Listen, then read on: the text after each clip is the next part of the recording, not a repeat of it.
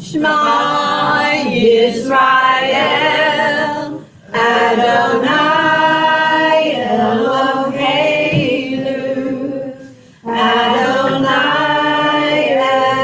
Echad, Baruch Shem Kevod, Malchuto, Leolam Vayed.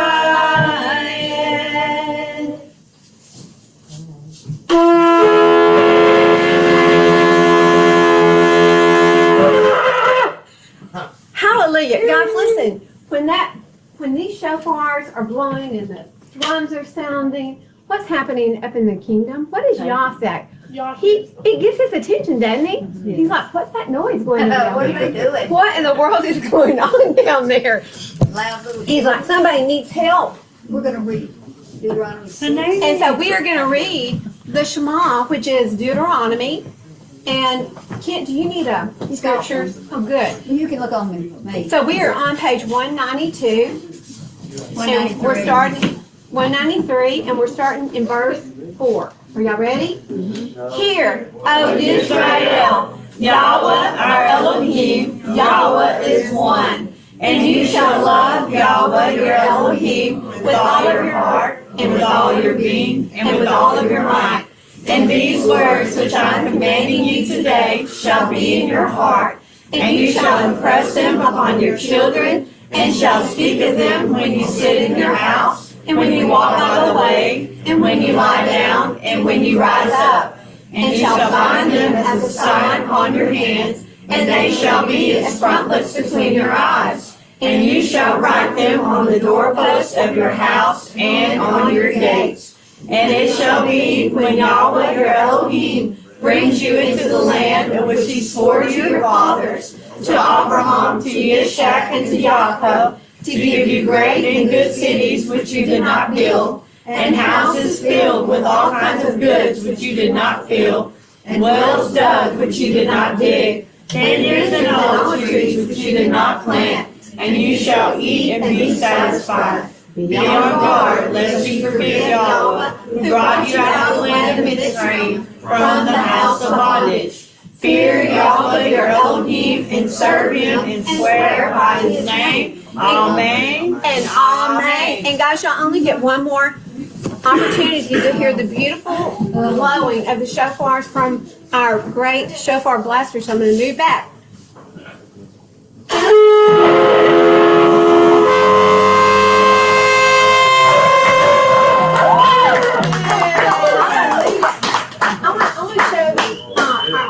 So, Whitney, I want to show your drum. This is beautiful. It's a Native American drum from which tribe? Cherokee. Which I grew up thinking I was Cherokee, but who knows what we are, right? But guys, look at the back of this. I'm trying to get it level. This is really interesting because if you go to the book of Enoch, and I believe it's in, what chapter is that? 72nd, somewhere around in there.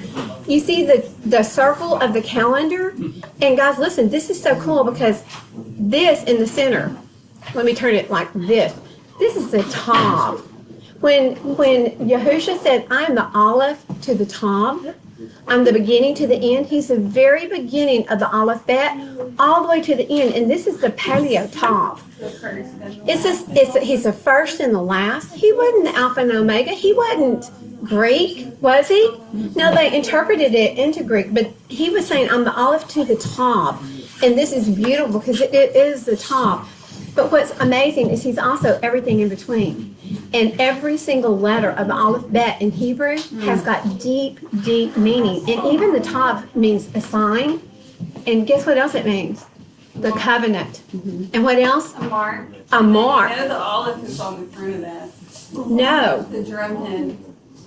The head. Really? The olive. The head. The circle Yes? on the front of the drum. Oh, It's yes. called the drum head. Oh. Oh, wow. So the front of the drum is representing the head, which is the Aleph. The Aleph represents the head of the house, the head, the leader. So this is representing the Aleph. Wow, that is too cool. And that's also the circle camps. in native culture represents the Wow. creator. So guys, listen, this can represent if you see when Yaakov was brought back from Mitzrayim to be buried in the cave of Machpelah, he was in the center, and around him were all of his sons, all 12 of his sons except for Levi, okay, and Joseph. And Levi and Joseph were replaced with Manasseh and Ephraim. So you've got the 12 carrying Yaakov back to the cave of Machpelah, which is beautiful. You also have the 12 seasons of the year. What else 12?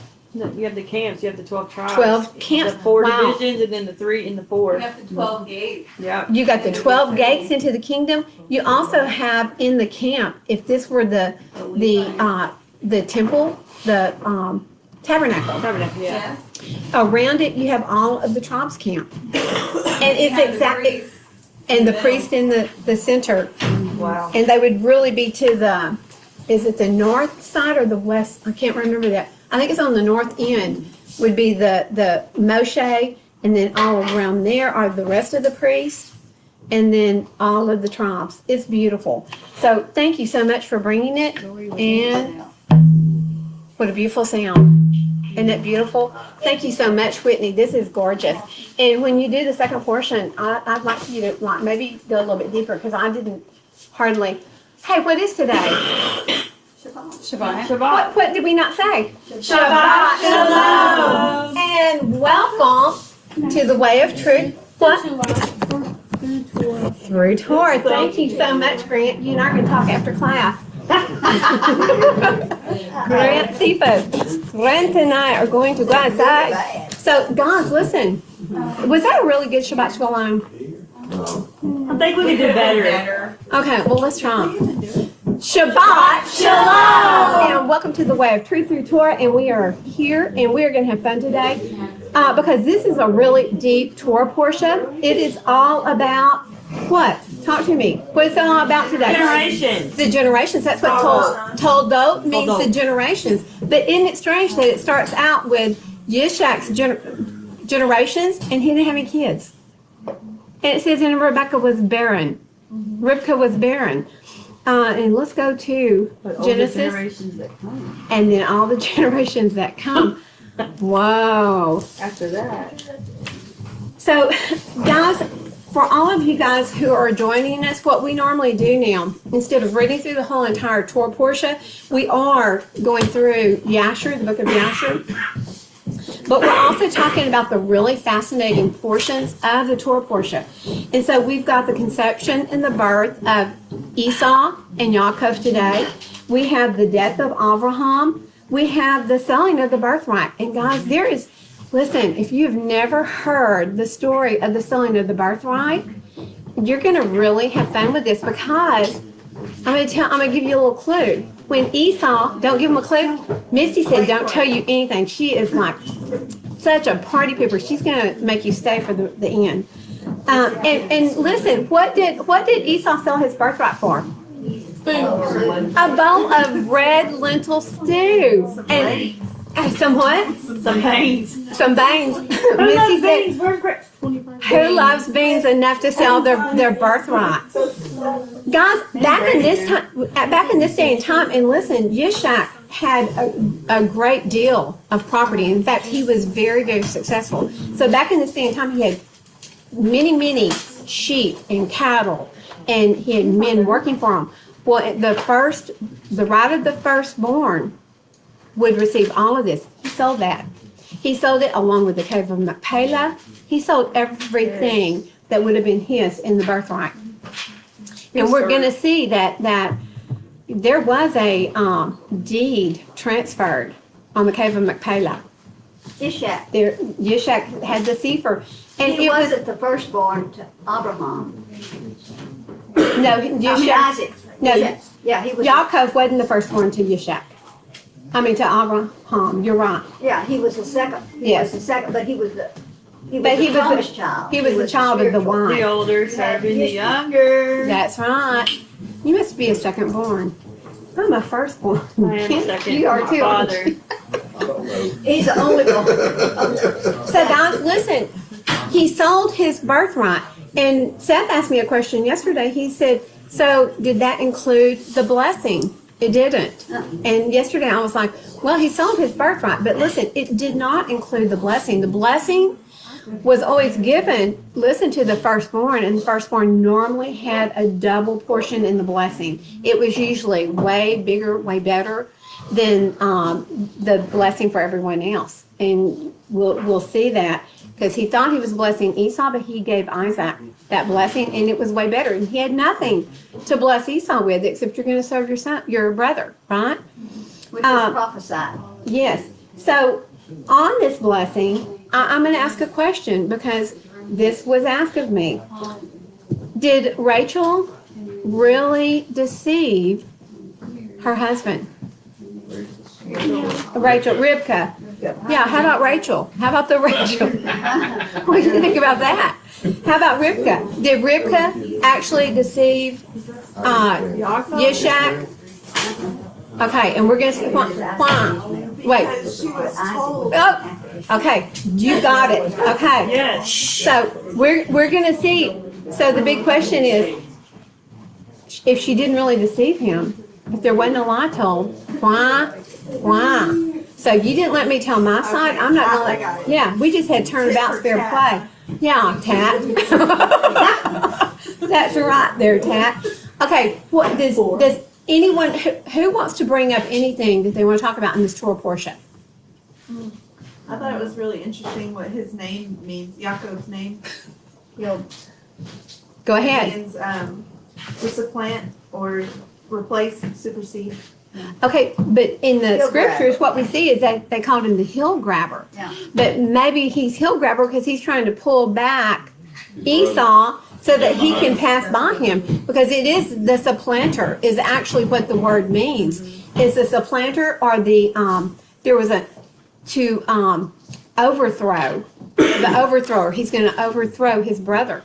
And listen, that's what ends up happening, not by Yaakov's choice, by Esau's choice, right? So thank you for bringing that up. You brought it up and you disappeared. I was like talking to a chair over there. Anything else? I love the about Rivka. Whenever she went to go to to Yitzhak, and she was saying, "Go pray for me." And he was like, "My father has already blessed my seed," and she was like, "No, I need you to go. I need you to go pray for me." And I think it showed how in a relationship of two people serving Yah, how influential a woman in righteousness can be for her husband. Because although he is the head, he still listened to his wife. And He respected did. her enough that he went and did the proper steps. Because she was going to everyone like, "Why do I feel this way? What is going on?" Throughout you can see her going to talk to the elders. She Okay, even you're talking about Point right to now. me. Right now, you're talking about after she conceived, but Both. even Before. even Before. before she conceived, she She was like, told him. "Pray for me," and he was like, "Yeah, my dad already did I'm not that." worried about this. Yeah, my She's daddy like, already did "No, that." go. But Go listen, pray. guys, listen, husbands, listen, wives. You're meant to be one. Yeah. When the man's facing forward, who's got your back? Woman. Your wife. She is your helpmate. She's not your servant, but there is order in the house. There is order. And y'all place the man first, the woman second, and the children. Y'all, I'm sorry, but y'all are last. I'm getting some shall be first. sad. The last. Yes. I'll wait. No, go ahead, No, I'll wait. please. Okay. Oh, Valerie. If he doesn't have anything to say, Okay. I'll forget it. Oh, there's a I'm point, gonna turn this we so see that- Sarah with Abraham, how she finagled there being a child born to Yes. Hagar. She got ahead of y'all. Mhm. She worked it out. This is what he must mean. Well, we see in Rachel, Rivka. Ribka. Rebecca. okay, that one. We see Rebecca, how she went to Yah first. Yes. She sought him out. Okay, what's the plan? So happens in our lives so much of the time. We get ahead of him. This must be what he means, because it looks like it. But we don't go to him and try to figure out, what are you telling me? Right. I need to know. There's like two different things you can see there. One is our will, and then his will. That's exactly right. So, You see Sarah's will. And listen, guys, if Sarah had not done what she did, there would have been a whole lot less competition. Look what But we it was would Yah's be. way. It was, y'all took what man did and he made something good of it. Always does.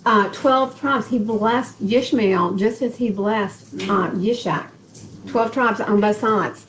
Guys, do y'all know how long it was after they were married before they went and prayed on Mount Moriah? Was it 20 years? It was almost 20 years. It was 19 years because it was at the 20th year mark. Was she 30 years old? She was 30 when she gave birth, yes. That's right, yeah. So it was, He tries to teach us patience.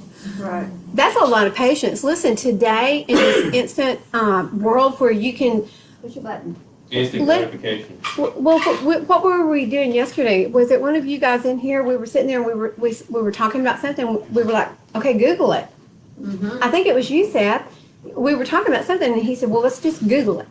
Or was it you, Bethany? But guys, today, we don't have to wait. You don't even have to go buy a book and open it to find the meaning of things or where did something come from or what is it made of. Or you can just go to this little thing. Do you know what would happen? Well, look at all these notifications. Do you know what would happen if the internet went down? What would we do? Be done. The young ones in here said we would go crazy. Seth said we would be dumb. Speak for yourself. Anyone Good luck else? Yes. We would read the book. Guys, listen. We should be reading. And when Taylor he said this book. Well, not. This is the scriptures. Believe it or not, it's just falling Taped apart and together. it's taped together. But Well used. guys, listen. We should be stored in doing. your heart. We need to have this. You need to Study know what the yes. word says, regardless of internet. We need to get away from. And I love what the kids in here are doing now. Some of you guys aren't even watching TV. Some of you are limiting TV, and I think that's wise because who is king over the airways? Who has control? Satan. Hasatan. Satan does. To this area. Entertainment is And we see that. I mean, look at the news that's being broadcast. Can we get truth from it? No. No. Okay, I want to start reading in Genesis 25, and I want to read 21 through 27. 25 and 21 through 27. Okay, are y'all ready? On page 25. It's on page 25. And Yishak prayed to Yahweh for his wife because she was barren, and Yahweh answered his prayer, and Ribkah, his wife, conceived. 7 months later, right? We go to what's next in the scripture, and within her, the children struggled together, and she said, if all is right, why am I this way? And so she went to ask Yahweh. And Yahweh said to her, 2 nations are in your womb, and 2 peoples shall be separated from your body.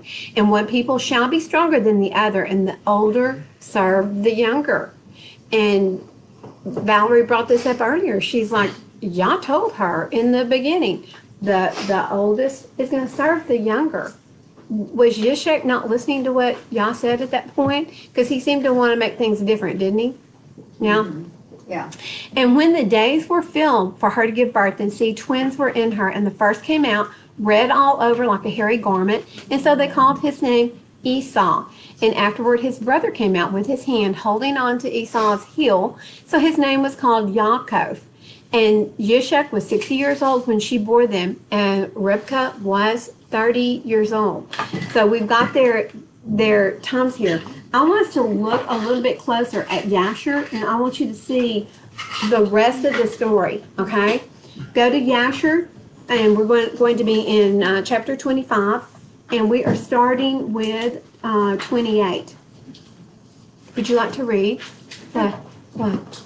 This is where I have it written, where I was starting to study Psalms, just glad See? I'm on the same page. We are on, guys, and we see this all the time. When Yah is moving, he gets us all on the same page. We may be miles and miles apart, but he does it, doesn't he? I'm going to turn this around. You don't have one. Okay. We're in the book of Yasher, 25th chapter, verse 28. You ready? We're ready. And Rivkah, the daughter of Bethuel, the woman of Abraham's son Yitzchak, was barren in those days. She had no offspring, and Yitzchak dwelt with his father in the land of Canaan. And Yahuwah was with Yitzchak, and Arpachshad, the son of Shem, the son of Noah, died in those days, in the 48th year of the life of Yitzchak. And all the days that Arpachshad lived were 438 years, and he died.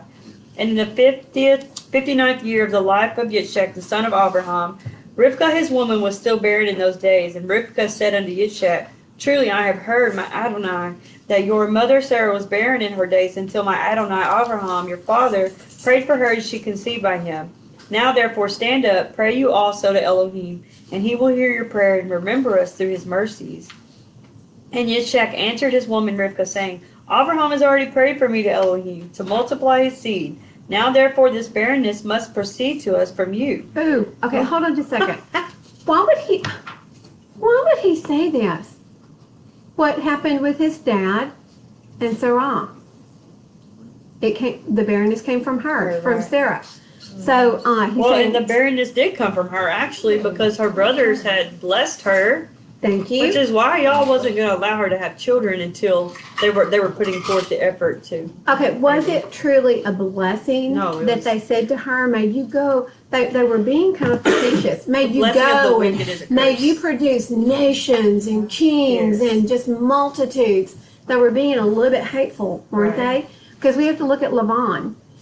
In the Targum, which we read last week, and I didn't bring it back, but the Targum of last week's Torah portion, what we saw was that Laban actually tried in one of the Targums, he tried to poison Eleazar when Eleazar went to retrieve Rivkah. So we already see he's got an evilness about him, but Rivkah does not. Okay, doesn't mean that everyone in the family is that way, and we're going to see that the same thing with Esau and with Yaakov. We've got one that's just a bad seed, and the other who is righteous. And it all comes down to choices. It all comes down to choices. And Dennis, what is the definition of righteousness? Our righteousness when we go out to do all the commands before Yahweh our Elohim as he commands us. Where's So that? to guard and do all of the 6:25 commands. Deuteronomy. Deuteronomy 6:25.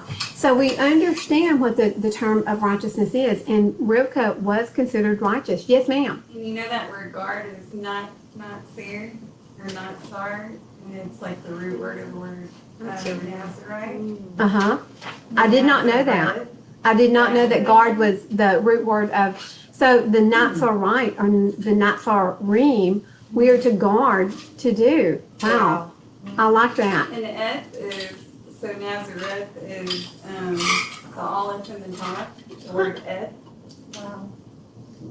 So the The whole Nazareth is olive top, but it doesn't start with a noon. No, that's Sar it. and Et, they just combine Et. that S. to guard the olive in the top. Okay. Yes. Ugh. Yeah. So the guard to you. Y'all got problems. Wow. Y'all got problems, okay? We're making a sound.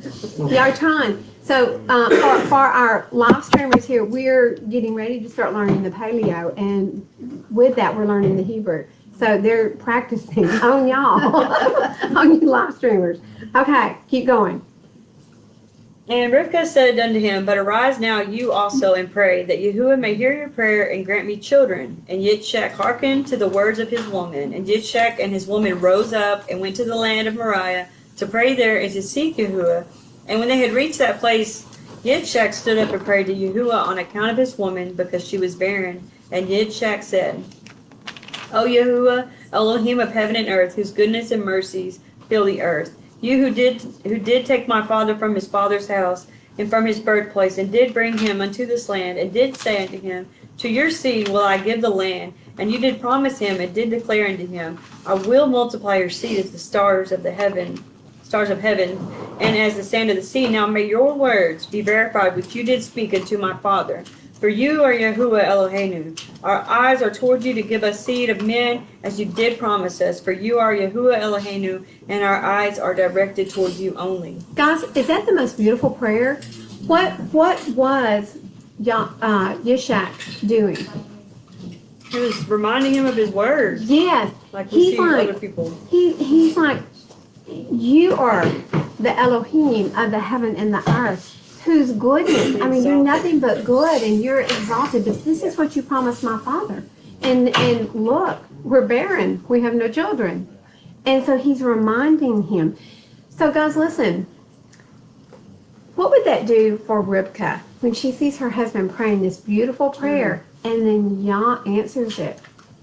She's going to esteem him even higher, isn't she? Because she's going to be like, you prayed and Yah heard. And we see that in Scripture. It says Yahweh heard Yishak's prayer. Right. That's his prayer he heard. He didn't hear hers. He heard his. Isn't that beautiful? And Okay. this kind of is a beautiful showing of his promises from even Abraham. We see the good and the bad. Even, Ishmael, he will be a nation too. And you have Isaac and Esau. Like, you can see that same thing of him holding true to his promise Mhm. from the very beginning that he will be many multiply. nations. I mean, Ishmael will be 12 nations. And we see that when you start looking at all the names of his children. You can trace them. Same thing with Yaakov's children. Yes. And that's Okay. why he tells us our yes to be yes and our no to be no, because he keeps his promises. He's exactly why we need to keep up. He is the father of covenant. He is the maker of covenants. Yeah, he's And an example. now's a real good time to say, what he made good back then, is it still good today? What he made bad back then, is it still bad today? So nothing has changed. So why do we suddenly think that we don't have to obey our Father, our Creator? He says, I change not in Malachi, and then, Yahushua says in Hebrew that, Yahusha doesn't change either. yeah, Well, like I said before, we need same to, yesterday, today, and forever. we need to study and become a strong relationship with him to really realize who he truly is. Uh-huh. Give him the credit for what he does and who he is. At the same time, give Satan the credit for who he is. Mm-hmm. If you realize how manipulative he is, Oof. and you understand that it's just a small speckle. It's just like that mustard seed that he tells us to have a faith that Yahweh does. Same thing Satan is. He'll use that mustard seed that much to get you to lead into the wrong path. That's exactly right. Things for doubt and fear and And then he'll make that grow self. with the doubt and fear. Wow, doubt and fear, kind of like he did with Eve. Did Allah really tell you that if you ate this fruit, you were going to die? Yeah. And what did she do to Adam? What did she do to Adam? Yeah, she told him, That woman. yeah. And Yahusha in the wilderness. Compare those two. Yeah, I was more inclined to say, what did Adam do about Hua or Eve? That woman you gave me, she gave it to me and I ate it. And I'm But you like, look at the comparison between Rivka and Eve. But he gave he trusted Eve Right. Yes. Right. more than he trusted Yahweh at that time. That's like what What- Valerie was what- saying, how much influence we have on our men, that we need to be careful, very. very Yes. careful of What did Hasatan promise him? The whole, You're going to be just like Yah. Yeah. You're going to be just You're gonna like know. Yah. You're going to know everything. There won't be anything. but the Messiah I already know knew you. that he was lying to him because you wanted to be with him. Look what he did to you. Mm-hmm. He brought you down to here. That's right. But he wants, listen, Hasatan doesn't want to be down to here all by himself. He wants everybody with him. So those that are already with him, he doesn't have to do a whole lot of tempting to, does he? And just one thing we need to keep in mind is, in the angels the messengers he brought down with him, they know the Bible just as well as Hasatan does. Right. And he'll break a third of them to bring them down. Yes. To show you how good he truly is. He is that, well, and the word goes on to say that if Yah hadn't intervened and if he hadn't cast him out of the kingdom up there, there wouldn't have been anyone left. So this is, you're right, Pete. He is so,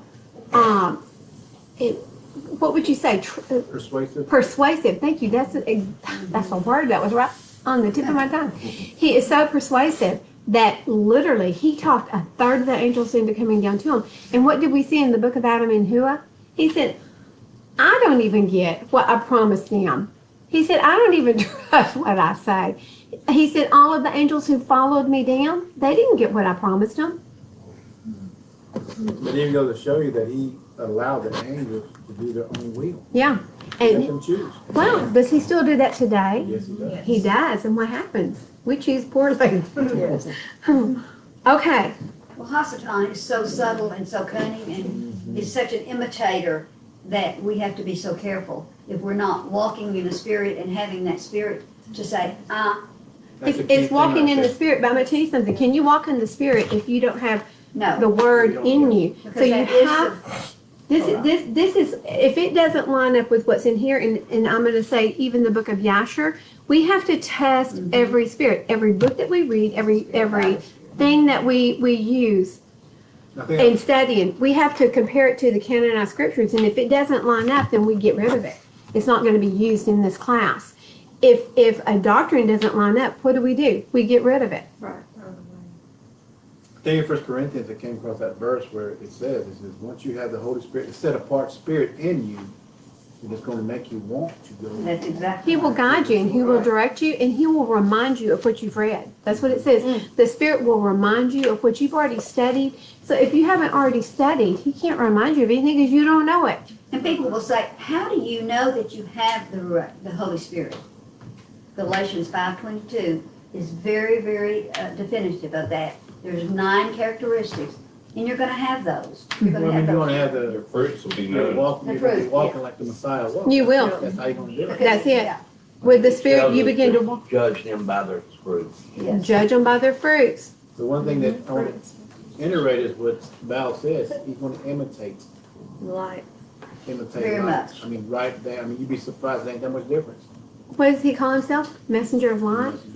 I'm the angel of light. And he is. Oh, he is whatever he wants to be. Yeah. He can appear to you however he wants to appear. He's going We to saw count. that in. During that time that was written down, that Hasatan comes as a messenger of light, Mm-hmm. The Zadoks were compared to as the ones that taught the truth, which was rooted in the light. Mm-hmm. And even the Dead Sea Scrolls talk about the sons of light against the sons of darkness. Yes. So if Hasatan was masquerading as a messenger of light, then he really wasn't a messenger of light. He was a messenger of darkness. He was, and that's what he still is today. And I know I go back to the first book of Adam and Eve a lot, but guys, we see his deception all through there, don't we? Mm-hmm. I mean, he's just a master of disguises, and so, yeah, he is the angel of darkness. Yeah, he counterfeits. I just went Biden Biden on this. Darkness. But if you look at the counterfeit of money, how well somebody counterfeits money, Yes. you got to look real good to see if it's counterfeit or not. Sometimes you have to have that little pen. We gotta Yeah. remember how he comes to Sarah also. Yes. I was He's a thinking little about old that. man, you know. Isn't that man. funny, the saying, He the comes wolf in in people. sheep's clothing, and we're supposed to be the sheep of his flock, and Yes. if he's tricking us, thinking that he's one of us, then You have to test every spirit, guys. Everything that we study in here, when you go back home, you better check what I said. Oh gosh, they're all we're going, checking you bet. We already. We're checking you, and we, Fact checker. You know, I'll be like, yeah, I get busted. But guys, that's the way we all should be, ready to change at the drop of a hat. If you see that you are speaking wrong, we should be quick to change because we are human. We are going to make mistakes, and that's one guarantee. Let go of that pride. That's hard. What? Let go of Were you talking to me again? that. All of us. yes. And Yahuwah heard the prayer of Yitzchak, the son of Abraham, and Yahuwah was entreated of him, and Rivkah his woman conceived. And about 7 months after the children struggled together within her, and it pained her greatly that she was wearied on account of them. And she said to all the women who were then in the land, did such a thing happen to you as it has to me? And they said unto her, No. And she said unto them, Why am I alone in this amongst all the women that were upon earth? And she went to the land of Moriah to seek Yahuwah on account of this. Where's Mariah? Mount Moriah. Is it? Is that what you're talking about? Hello, out there. I'm not. Mount Moriah. Yes. Is it Zion? Oh, yeah. Is it the Temple Mount? Is it? Yes. So it's one and the same. Yes. Yeah. Yeah. So there you have the Temple Mount, and right down the hill is Mount Zion, and then further down is the pool of Siloam. So that he went back to the place that his dad, where the Akita had happened, where the offering had taken place. This is where Yushak went back to pray to Yah, because he knows that Yah saved him there. This is where he's praying, guys. Is up on Mount.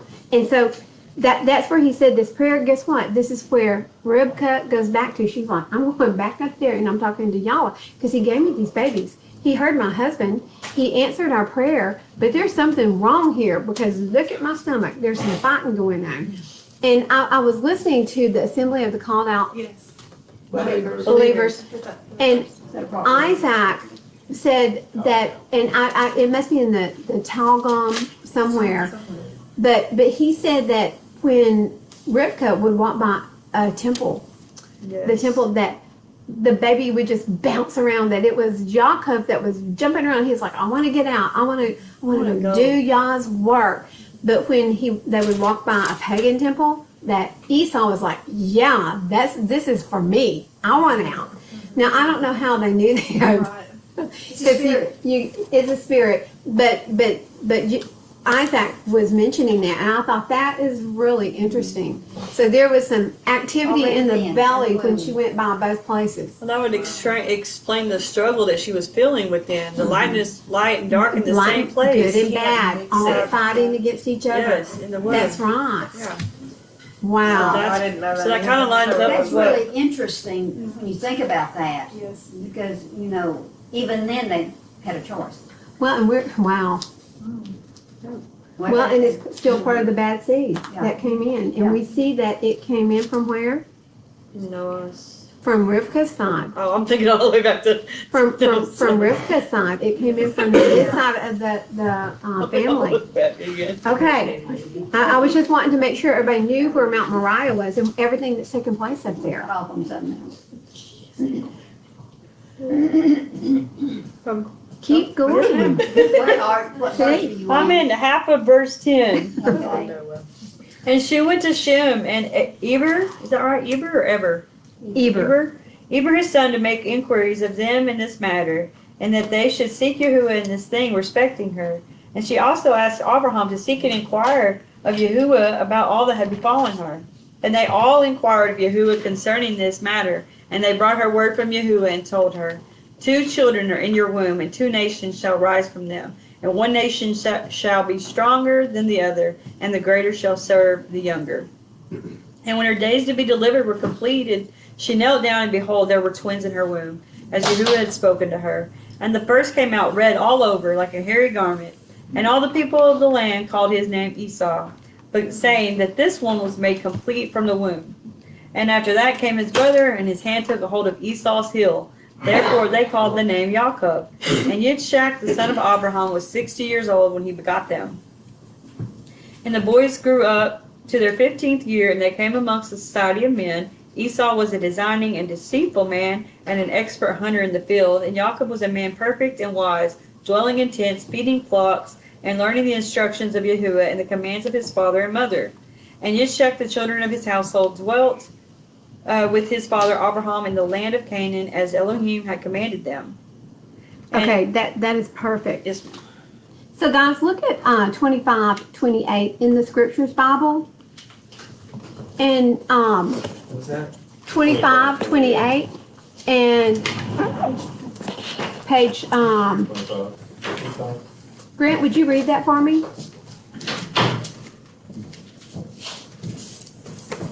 Everybody there.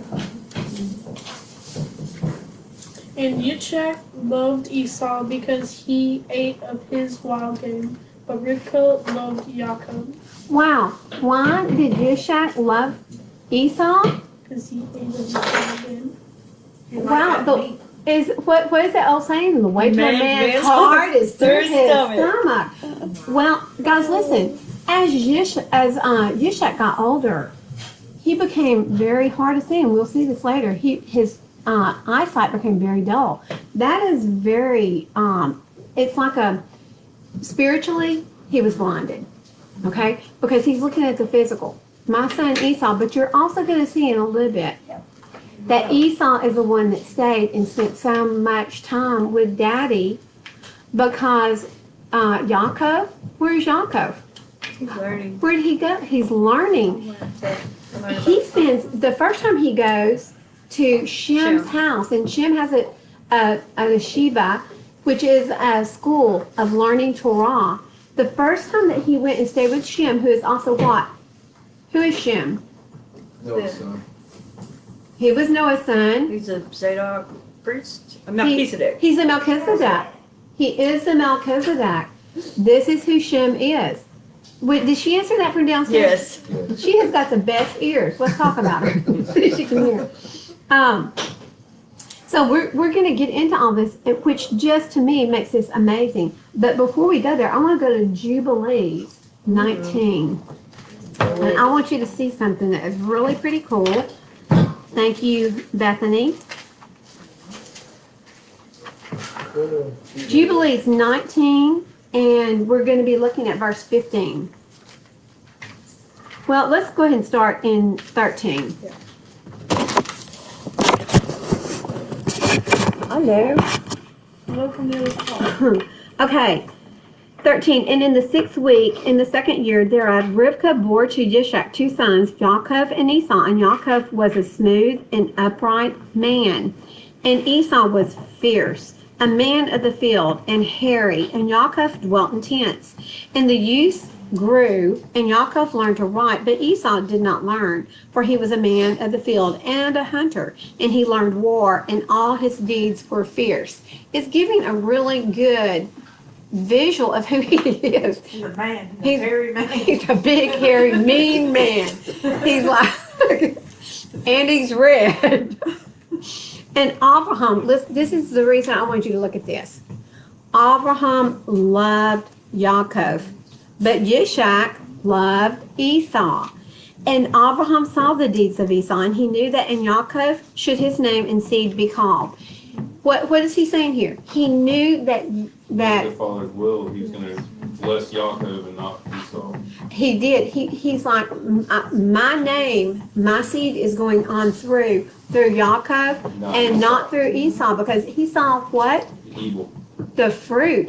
Yeah, Y'all were Esau talking did about the wrong. fruit earlier. And Esau also saw that he was more of the flesh and Yaakov was more of the spirit. There you go. Big, huge difference in these two.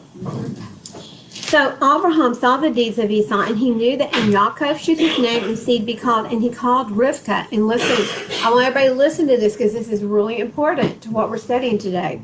And he gave commandment concerning Yaakov. He called Rivkah and gave commandment concerning Yaakov, for he knew that she too loved Yaakov much more than Esau. And he said unto her, my daughter, watch over my son Yaakov, for he shall be in my stead on the earth, and for a blessing in the midst of the children of men, and for the glory of the whole seed of Shem. For I know that Yahweh will choose him to be a people for possession unto himself above all peoples that are on the face of the earth. And behold, Yishak my son loves Esau more than Yaakov, but I see that you truly love Yaakov, and still further to your kindness to him. Let your eyes be upon him in love, for he shall be a blessing unto us on the earth from henceforth unto all generations of the earth. Let your hands be strong, and let your heart rejoice in your son, Yaakov, for I have loved him far beyond all my sons. He shall be blessed forever, and his seed shall fill the earth. If a man can number the sand of the earth, his seed shall also be numbered. And all the blessings wherewith Yahweh has blessed me and my seed shall belong to Yaakov, and his seed always. And in his seed shall my name be blessed, and the name of my fathers Shem, and Noach, and Hanok, which was Enoch, and Mahalalel. Look at that. Guys, he completely omitted Lamech, who was Noach's father. He didn't even mention him.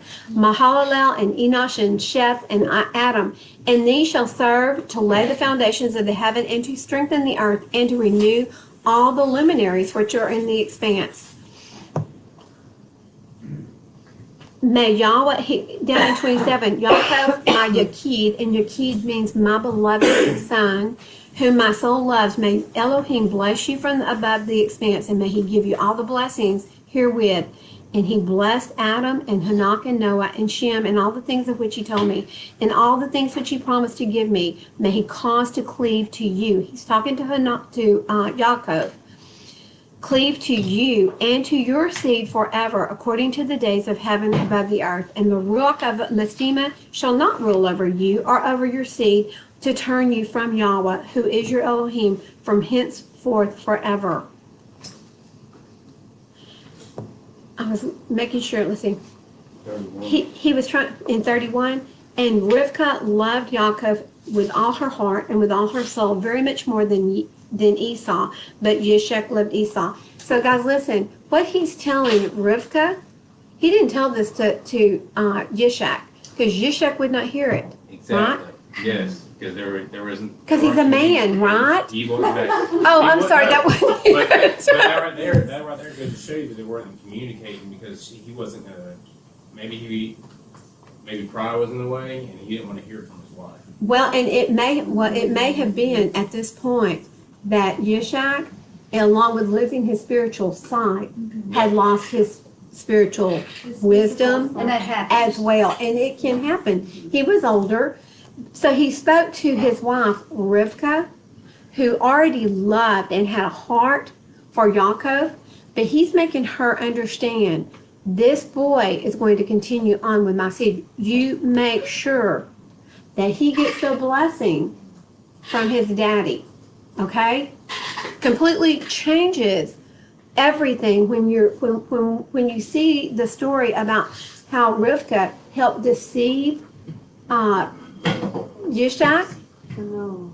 She did it because she knew what Abraham had told her. A lot of people play that. I guess I read a lot of books while I was gone, and that's what kind of Yaakov and Rivkah, they were making them out to be. Crooks. It was bad, but they probably don't know about what is written in these books that goes along with Yes. it. You can kind of see that he had spoken to her first about it, and not Isaac about these are going to be two nations. And then Yeah. he just keeps speaking to her about it. Yeah. She was obedient, and so was Yaakov. Yes. Yaakov didn't even want to do it. He was like, "But I don't want to do this. I might be cursed," you know. Okay, and this is important because this is what he says when Rivkah is saying, "Son, this is what you're going to do." He's like, "Mom, I'm going to be so cursed if Dad suddenly realizes that I'm not Esau and he's blessing me. I'm going to get the curse." She said, "No, you're not going to be cursed. I'll take that curse. Yeah. May the curse be on me." Thank you, Seth. Thank you, Brady. Good job. So may that curse be on me. She loves her son, and she is trying to make sure that what Abraham has told them is going to be accomplished. And I completely lost my place over here. But that's another example where we decide to be wicked, our own desire. No, he's still gonna use, his plan's still set, he's still gonna do what he said. he would do. Yes, he's going to get his plan done one way or the other, isn't he? So the seed of Abraham wasn't going to do it, so he had to move over to the seed's wife, and Rivkah was going to do it. Whitney, you had something. It says that I'm trying to quote this. It's in verse 21. He shall be blessed forever, and his seed shall fill the whole earth. If a man can number the sand of the earth, his seed also shall be numbered. And it says in Jeremiah 33, verse 20, thus said Yahweh, if you could break my covenant with the day, and my covenant with the night, so that there be not day and night in their season, then my covenant can also be broken with David. You read in here, I'm trying to find it, you said the word beloved. Yaqid. His son. Yes, that's the Yaqid. word for David. That's what for David is. David is the word beloved. Oh, wow. That's what he called Isaac when he went up on the mountain. Take the same Yaqid. word. My beloved son. It's Oh, wow. my beloved son. And so he called David my beloved son as well. Wow. And in John 3:16, it's not forgotten, beloved. My beloved son, my Yaqid. So it says, as the host of the heavens is not counted, nor the sand of the sea measured, so I increase the descendants of David, my servant, and the Levites who attend upon me. So we see this continuing. Yes. in Jeremiah 33. Wow. Guys, your seeds will fill the earth. What am I looking at in here? I'm looking at seeds. I'm looking at Israelites. I'm looking at a bunch of Israelites. I'm looking at the seeds of Abraham. But it's a choice. It is a choice. You get to choose just as Ruth chose, right? We're choice seed. We're choosing today. Please choice properly, right? Okay, so Well, Ruth is a very good example of choosing to be a Hebrew. She was a Moabite. yes, And like we said, she wasn't even supposed to because Moabites were kind of cursed for generations. But she saw in Naomi, Yah, she saw him and the love. And so she chose to go with Naomi to the promised land. And that's what we do. We have to choose Yahusha. and what did Ruth tell Naomi? Where you go, I'll go. Your God will be my God. Your people are my people. Where you die, I die. And so we have to make that choice. She gave up her identity, which thank goodness she did, because a Moabite could not enter a temple down to the 10th generation. And what did we see with King David's father, Jesse? He was like, whoa, Ruth was in my lineage. She was a Moabite. And that's what you I can't say. even go to the temple. I mean, he Oh, yeah. completely didn't understand. So what did he do? Well, what we know, and we're not going to go there, but he didn't think King David was his son because he vowed not to have any more children because he thought that he had been cursed because of Ruth. So he vowed not to have any more children. So he actually treated David as just Stepchild. a servant child because literally this is why this baby was out in the field guarding the sheep Right. from the lions and the bears. Okay? Because he didn't care about him and he had to eat at a separate table. And this was in the Mishnah, the oral passed down. But this is, listen guys, this is why King David had such a close relationship with Yah. He stayed This out in was the his field. daddy, Abba Yah. Abba Yah. He knew him like probably no one else at that time knew him. He was there with him 24/7. Okay? So Yah used it and he used it to better. Yah's ways are so above ours. I mean, we can't even begin to understand the routes that he takes to get to where it needs to be. Yes. It seems strange to us, Yes. very strange. I want y'all to look at verse 27 and 25. And the boys grew, and Esau became a man knowing how to hunt, a man of the field, while Yaakov was a complete man, dwelling in tents, huh? It's through the stuff. The scriptures. Oh, I know. So this is kind of confusing because the Sefer and the Sefer are real close to each other. This They is are some numbers. You're at 25, 27. 25, 27. And so I want to look at this word complete, and that's what y'all looked at last night. That word complete Yeah. is actually Tom. Sorry. I'm sorry, go ahead, Valerie. there's a gas from back. It's the end. Huh? Tom. It's Tom. Oh, The Tom. Tav and the Mem.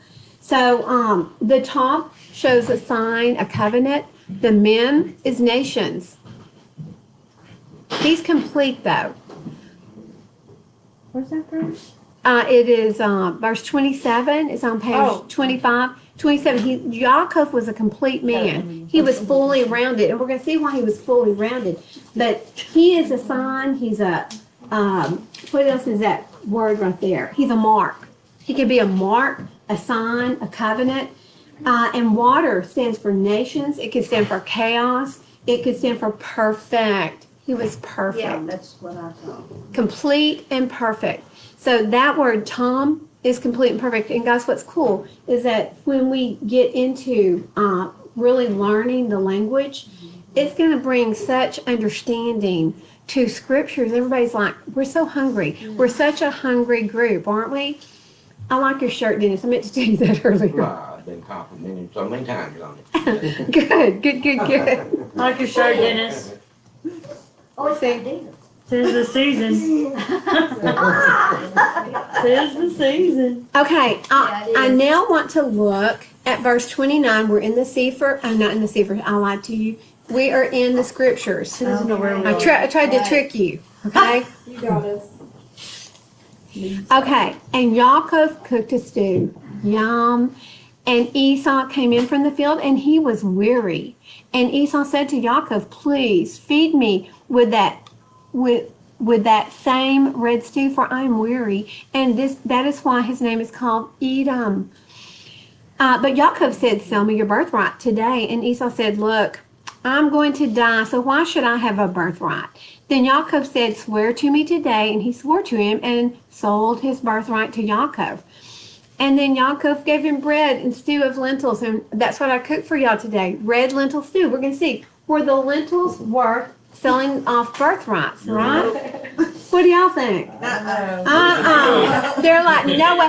What? Y'all haven't even tasted my lentils yet. What? Okay. Huh? Extremely hungry. Let's look at the rest of the story and see what was That's taking weird. place. Why was he so weary? I And would where have been did he? scared too. Where did he spend all his? No, Oh, You wanna? Misty's She like, already I knew didn't know where that it was was a going. She's rhetorical trying- question. she's so sneaky. Pete, would you please control your wife back there? Well, I think it's, they show no, like, there's no detail as to There's what. nothing. You're It's just like, what a loser. I'm about He to just- die. Should You're I want like, your birthright? You know? Esau, you're so dumb. but look, guys, I want to show you the rest of the story, because when you see the rest of it, you go, wow. I see. Okay, so he said, what's a birthright to me? I'm gonna die anyway, right? 27 in the Sefer of Jasher. That was really good. When Could the you come lights up here and change do on the who rest wants of to be a it? millionaire? I've never seen that. I don't know what you're talking about. You will come up here so you can read with me? Are you visual? Do you have to see? No, I listen. but- Okay, really? I tried to get him over here. Hey, listen. 27:1. And Esau at that time, after the death of Abraham, frequently went into the field to hunt. And Nimrod, I need that dun dun dun, Dun dun dun. king of Babel, the same was Amraphel, also frequently went with his mighty men to hunt in the field and to walk about with his men in the cool of the day. Okay, I'm gonna stop for just a second, because little Valerie hit me with a question this morning. Where did those clothes of Nimrod go? And these are the same clothes that were brought down from Adam and Hua.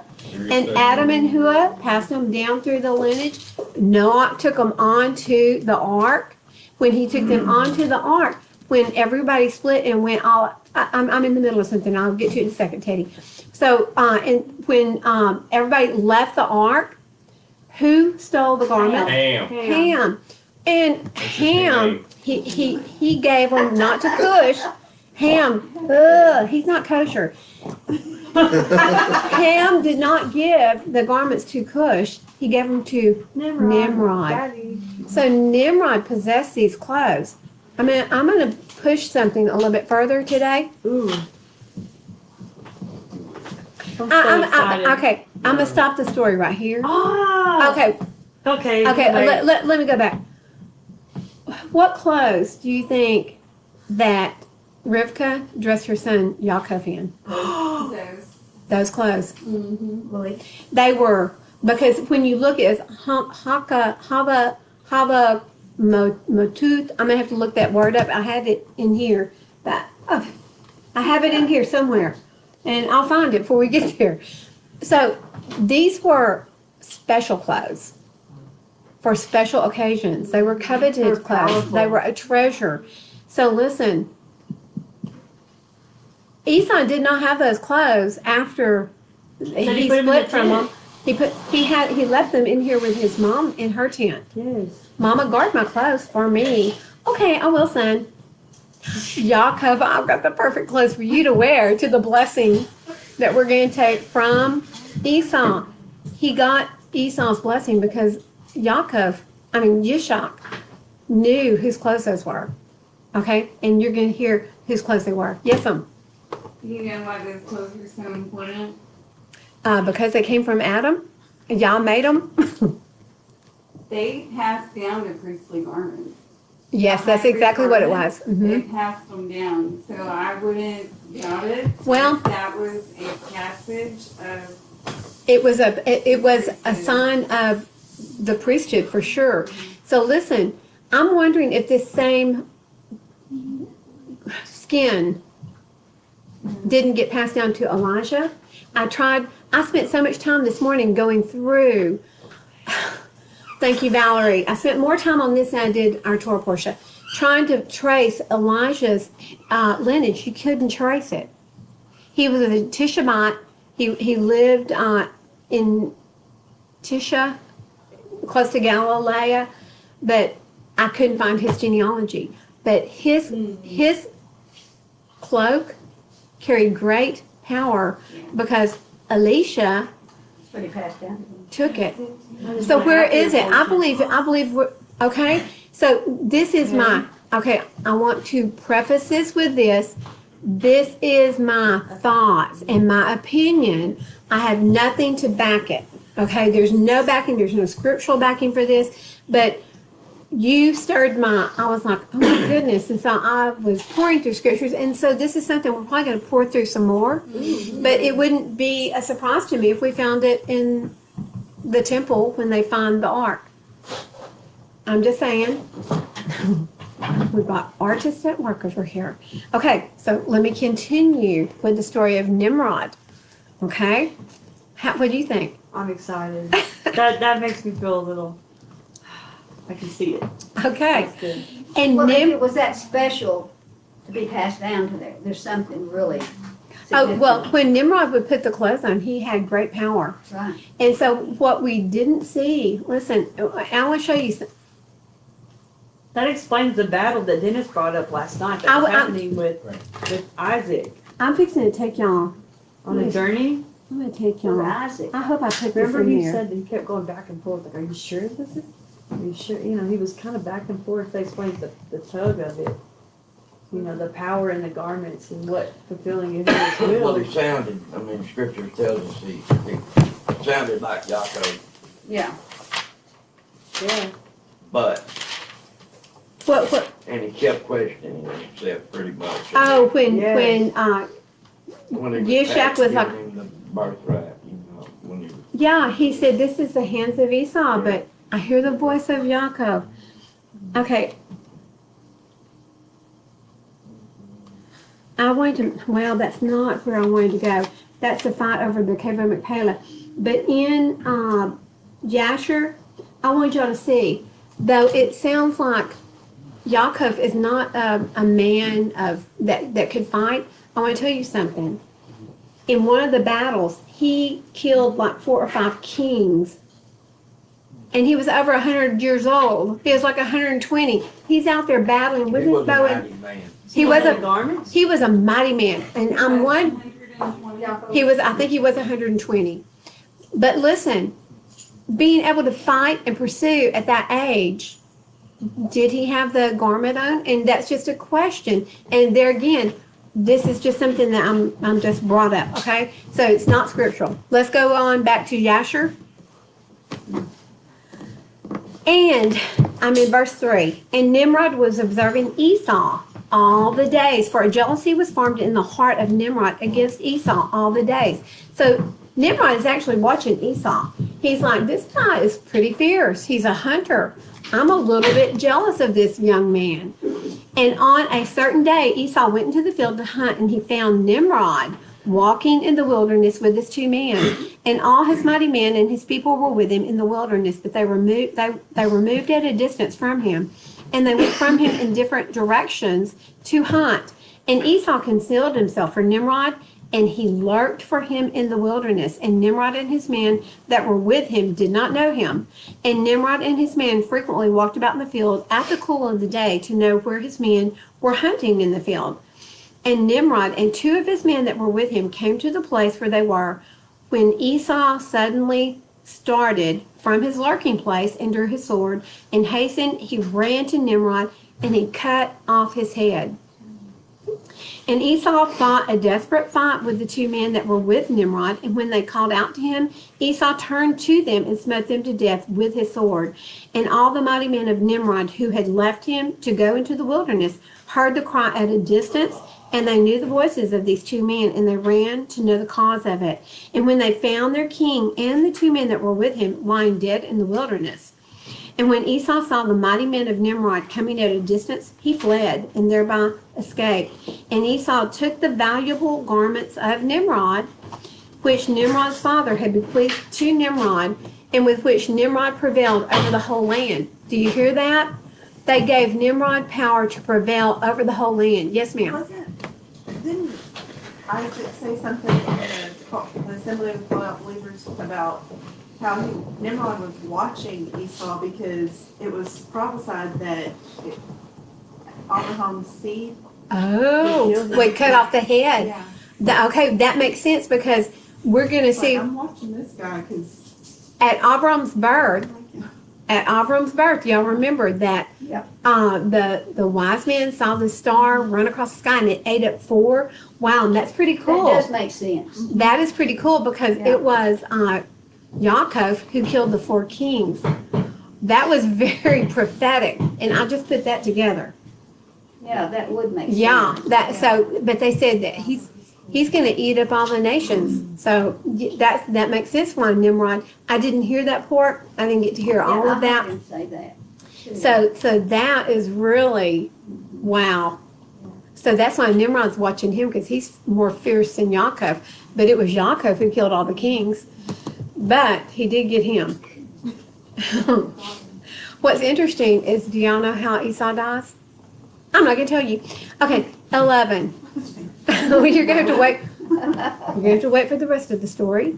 And Esau took those garments and he ran into the city on account of Nimrod's men. And he came into his father's house wearied. What did he tell Yaakov? I'm wearied. Wearied and exhausted from fight. And he was ready to die through grief. And when he approached his brother Yaakov and sat before him, and he said unto his brother Yaakov, Behold, I shall die this day. And wherefore then do I want the birthright? And Yaakov acted very wisely with Esau in this matter. And Esau sold his birthright to Yaakov, for it was so brought about by Yahweh. And Esau's portion in the cave of the field of Machpelah, which Avram had bought from the children of Heth, for the possession of a burial ground, Esau also sold to Yaakov. He sold him everything, guys. And Yaakov bought all this from his brother Esau for the value given. And Yaakov wrote the whole of this in a sefer, and he testified the same with witnesses, and he sealed it. And the sefer remained in the hands of Yaakov. And when Nimrod, the son of Cush, died, as men lifted him up and brought him in consternation and buried him in his city, and all the days of Nimrod lived were 215 years. So guys, I want to show you one other thing right here, because this is pretty fascinating. It's actually the way that Esau dies. If you turn in Yashar to 56, how do you think Esau died? He got pierced. How? He got pierced. He got pierced. So Grant says he was pierced. Looks like he got his head cut off. Who said? Brady, you get the prize. And Grant has to give it to you. No, I'm kidding. I'm kidding, Grant. Grant's like, I have nothing. I've got nothing for pickles. 46. 56, 46. Well. Live by the sword, I guess he's gonna balance. Mm-hmm. What's that? Oi. This is still not it. Yeah. Oh. Got it. Yeah, Yasher. It's in Yasher.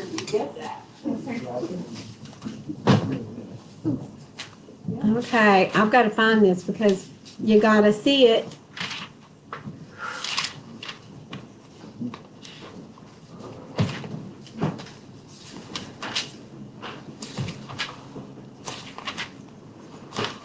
Aye. Okay, Seth, would you do me a favor? Would you keep hunting? For Esau's death?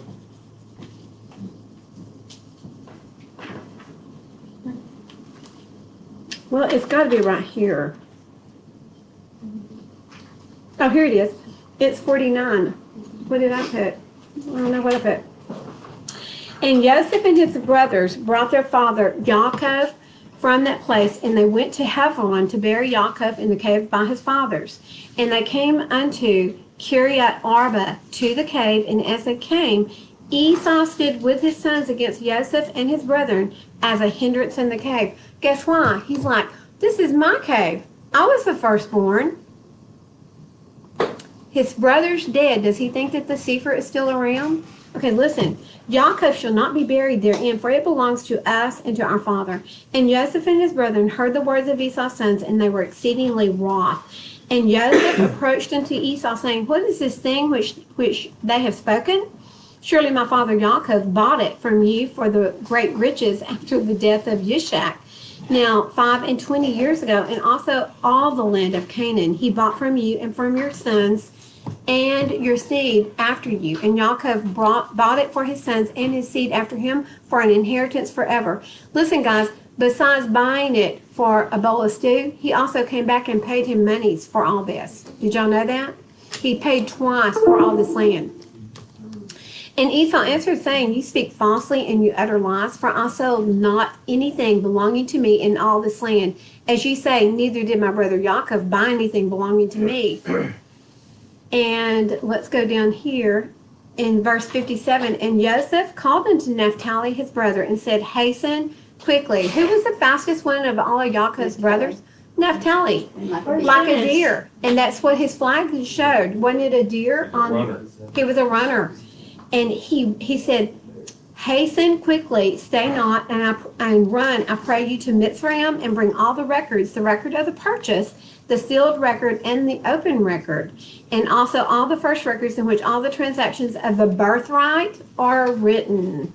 Fetch you. So he's sending Naphtali back to Mitzrayim to get all the records, the birthright records, the land transfer records, everything that Yishak had bought from, that Yaakov had bought from Esau. He's going to get it.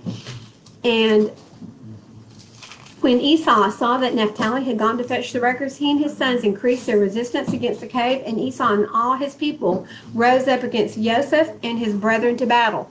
Skip over to verse 64.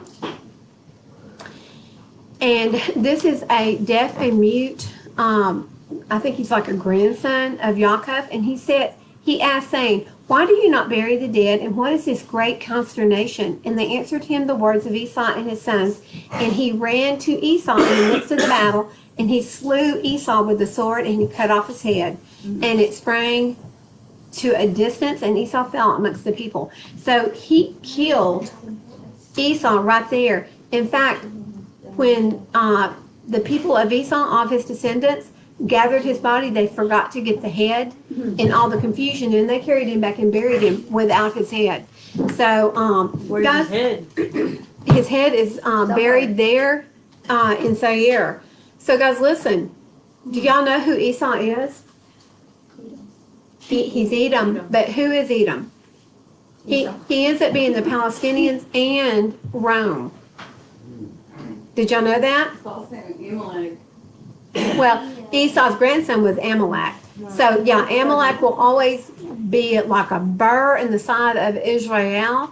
But what's his name? Zepho, his great-great-grandson, ends up in Rome as a king. It's called Kidium.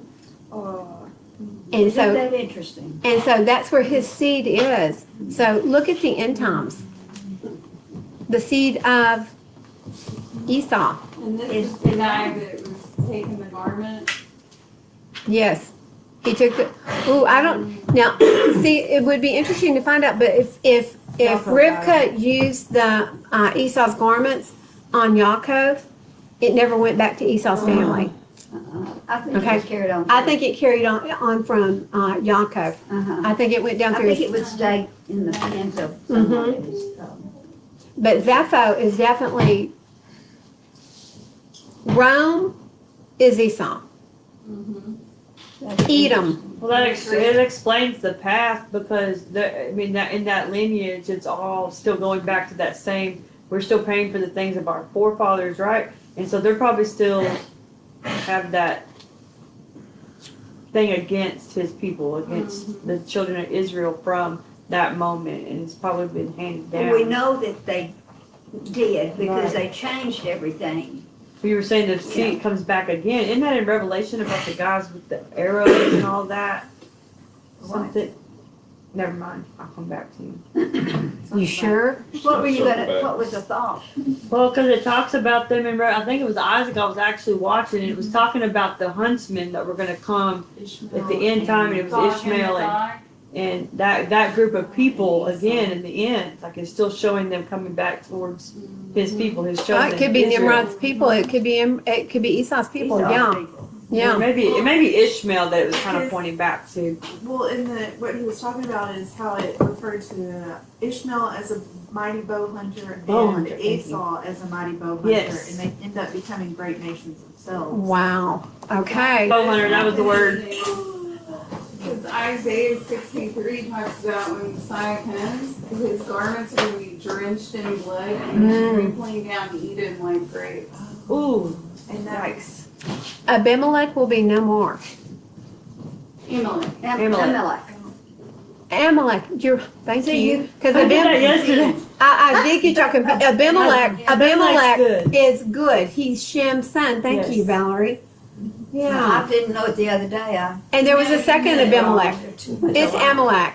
Thank We had you. that discussion last night. Did you about me confusing y'all? No. I'm kidding. About me. Great.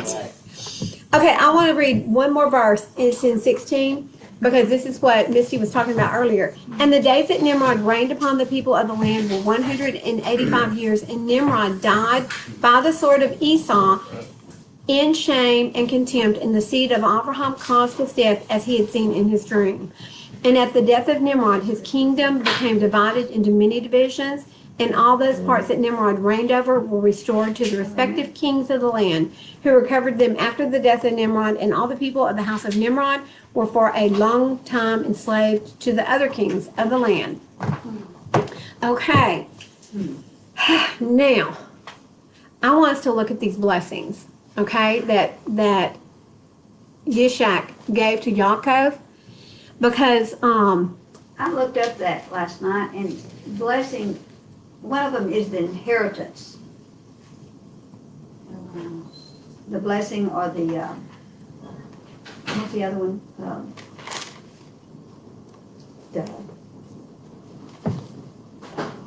Come on. Birthright. Birthright. Can I get a Thank you, vowel? sir. the blessing of the birthright, The blessing or the birthright. okay? They're two different things. Okay, so they're also spiritual and physical. Exactly. So, okay, over here in 27 and 19, We're in the, and we're in the scriptures. thank you, ma'am. 27. Thank you, Grant. Oh, and I want us to look at this really quick.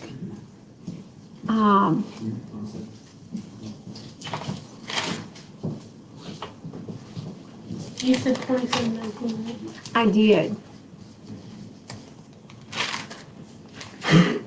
Too many books and too many verses. Okay, I'm actually gonna start a little bit sooner. I'm gonna start in verse 8. Well, let's just start in 27. We're gonna read a little bit of this. And it came to be when Yishak was old and his eyes were too dim to see, that he called Esau, his elder son, and said to him, "My son." And he answered him, "Hineni, here I am." And he said, "See, now I am old, and I do not know the day of my death. Now then, please take your weapons and your quiver and your bow and go out to the field and hunt wild game for me, and make me a tasty dish such as I love, and bring it to me to eat, in order that my being does bless you before I die." And of course, Rivka hears this, and I want us to go actually.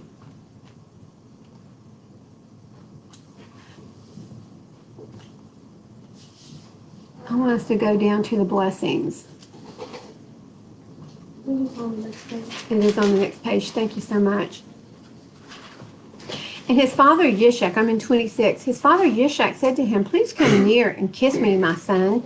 And he came near, and this is Yaakov he's talking to. He came near and kissed him, and he smelled, and the smell of his garments, and blessed him, and said, See, the smell of my son is like the smell of a field which Yahweh has blessed. And Elohim give you of the dew of the heavens, and that is the spiritual blessings of the heavens, guys, and of the fatness of the earth, and of the plenty of grain and wine. Let people serve you, and nations bow down to you. Be master of your brother, and let your mother's sons bow down to you. Cursed be those cursing you, and blessed be those blessing you. This is exactly how Yah blessed Abraham. Cursed be those cursing you, blessed be those blessing you. Okay, and Valerie, what were you saying about this blessing? I looked it up and it's blessing, but I can't remember what it said. What did it say last night? Where's little Val? She would remember. She was good. Okay, but it's it is spiritual and physical. Okay. But there was something about a blessing being the inheritance. So the firstborn blessing was always given to the firstborn. Right. And in their birthright, because they were the firstborn, they had the birthright, it was always a better blessing. It was a bigger blessing. It was a double blessing. So it went along with the birthright. But so in reality, Rivka made sure that Yaakov got this double blessing. Right. Okay, and so here's the blessing that Yishak gave to Esau. He said, See, your dwelling is one of fatness of the earth and the dew of the heavens from above. So he hit physical first and he hit the spiritual second. And by your sword you are to live and serve your brother, and it shall be when you grow restless that you shall break his yoke from your neck. And Esau hated Yaakov because of the blessing with which his father blessed him. And Esau said in his heart, These days of mourning for my father draw near, and then I'm going to kill my brother Yaakov. You see, it's that the firstborn would get everything. That's the normal thing. That's what was set up, earlier. But Yah doesn't always go with exactly the way like that. Yes. I mean, he knew that Yaakov needed to be the one that was going to carry it forward. So Well, he knew. works it out. He knew what his mother's going to do. Yes. Yes. So that's why he said earlier, when I said earlier, that he's going to use their wickedness to still do his good. Exactly. I mean, how he works things out is just Well, that's the way we I mean, think. his plan is set. You know what I mean? Regardless of what we decide to do, his plan still will go forward. That's right. That's what I'm trying to say. Thank Yeah. you. If we choose to let him use this or not, doesn't matter.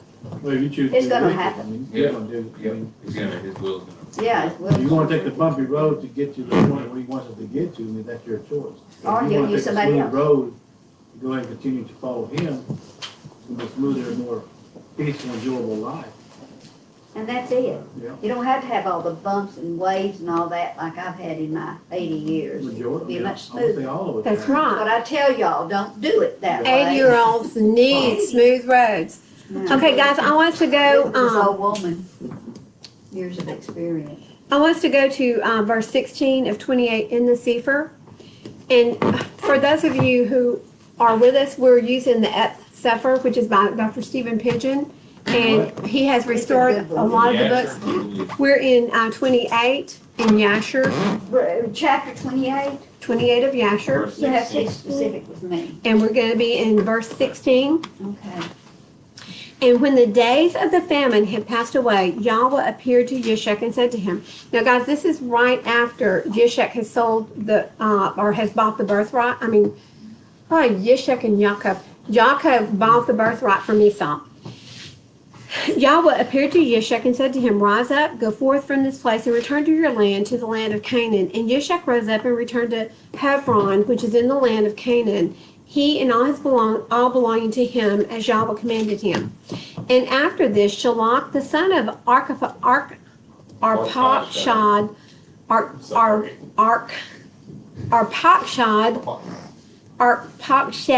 died in that year, which is the 18th year of the lives of Yaakov and Esau. And all the days that Shalach lived were 433 years, and he died. And at that time, Yishak sent his younger son, Yaakov, to live in the house of Shem and Eber, and he learned the instructions of Yahweh, and Yaakov remained in the house of Shem for 32 years. And Esau, his brother, did not go, for he was not willing to go. I don't want to go. What do we hear from us Christians today? I don't want to be under that law. I don't have to be under that law. Guys, rebellion is as what? Witchcraft. Witchcraft. Who are these people, Shalom and all of, who are they? That's some sons of they're grandsons of Shem. Okay. Okay, so he was not willing to go, and he remained in his father's house in the land of Canaan. So there's 32 years that Esau is there, taking care of daddy, feeding him his wild game, and guess where Yaakov is? He's not with his father. Okay, so this is another reason that you can look at, and you can see why Yishak loved Esau. He stayed there with him, though he was rebellious to what his father wanted him to do. But I'm going to tell you something, if you're around a rebellious child for 32 years, you're probably your attitude's going to change, isn't it? So it's going to start, it's like sin. It's going to, spread. You get used to the rebellion, don't you? But he fed him and he took care of him and he, That's a long time. Okay, in 19, and Esau was continually hunting in the fields to bring home what he could. So did Esau all the days, like Valerie said. This is what he did. He took care of him, he fed him. And Esau was a designing and deceitful man.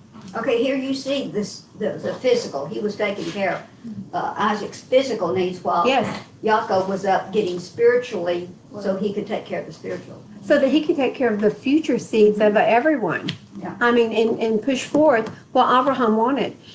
Okay, one who hunted after the hearts of man. He was a deceitful man. He was one who hunted after the hearts of man and inveigled them. I don't know what that means. Inveigled them. It sounds like tricked. Does anybody know what inveigled means? Inveigled. Inveigled. I don't know what that means. Verse 20. And Esau was a valiant man in the field, and in the course of time went as usual to hunt, and he came as far as the field of Seir, the same as Edom, and he remained in the field of Seir, hunting in the field for a year and 4 months.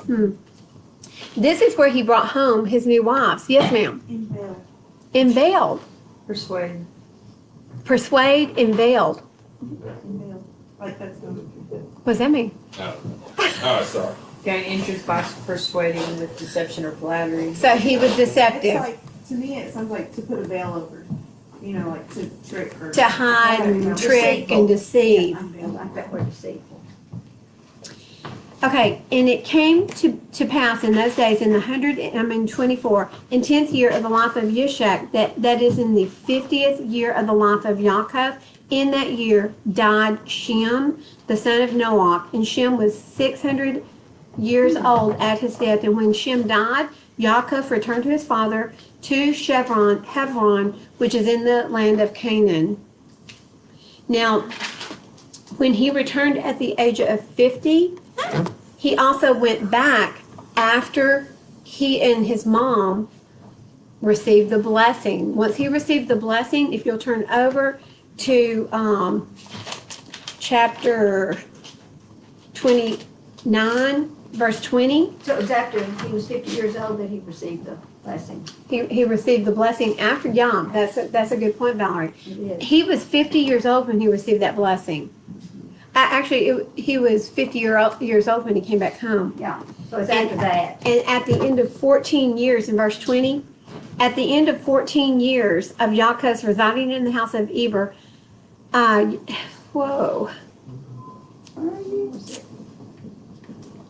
Okay, after receiving the blessing and the birthright, let's see.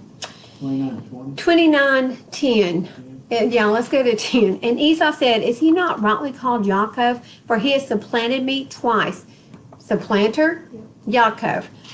He took away my birthright, and now he has taken away my blessing. And Esau wept greatly. And when Yishak heard the voice of his son Esau weeping, Yishak said unto Esau, "What can I do, my son? Your brother came and suddenly took away your blessing." And Esau hated his brother Yaakov on account of the blessing that his father had given him, and his anger was greatly roused.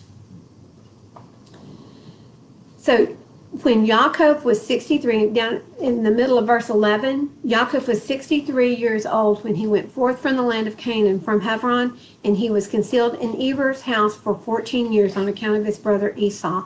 And he there continued to learn the ways of Yahweh and his commandments. And then skip over to verse 20.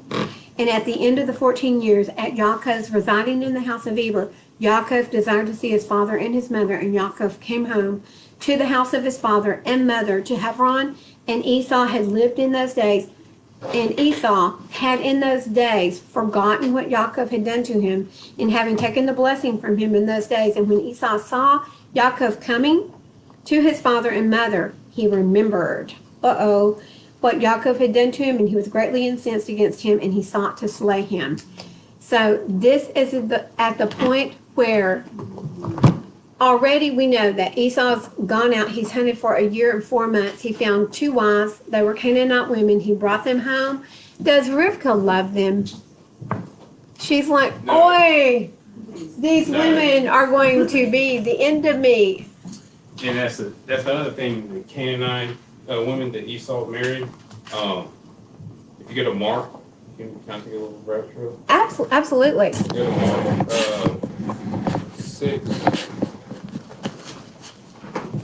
to Mark 10, 6 through 8. And so he was already of the flesh and the sinful man, Esau was. Uh-huh. Mark 10, 6 through 8 says, however, from the beginning of the creation, Elohim made them male and female. This cause, a man shall cleave to it, or leave his father and his mother and cleave to his wife, and 2 shall become one flesh, so that they no longer are 2, but 1. So all the sins that she carried as a Canaanite woman came into about with him. Right. And he was already evil to begin with. So he just got worse and worse. Yeah, worse. Worser. Ooh, That's worse. that's not good. That's more Worse and worse. worse. That's more worse. Ma'am?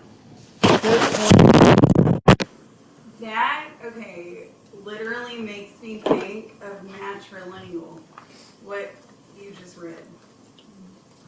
Because in the native culture, when a husband marries his wife, he leaves his father and mother and joins his wife's clan. Mm-hmm. And you literally just said he shall leave his father and mother and be joined to his wife.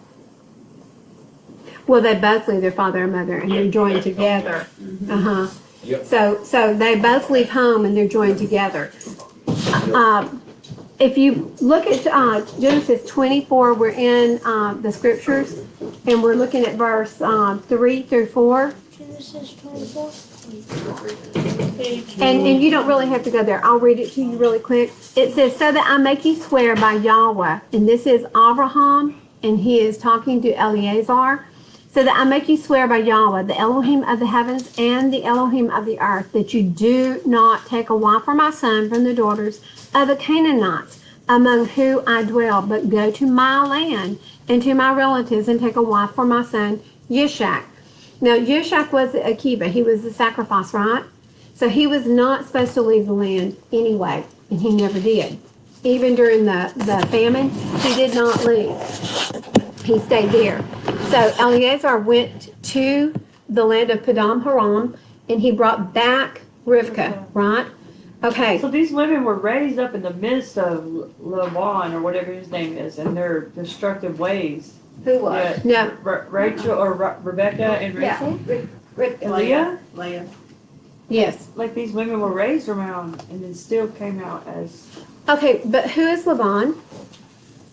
that. It was Rivka's nephew. I know Laban is her brother.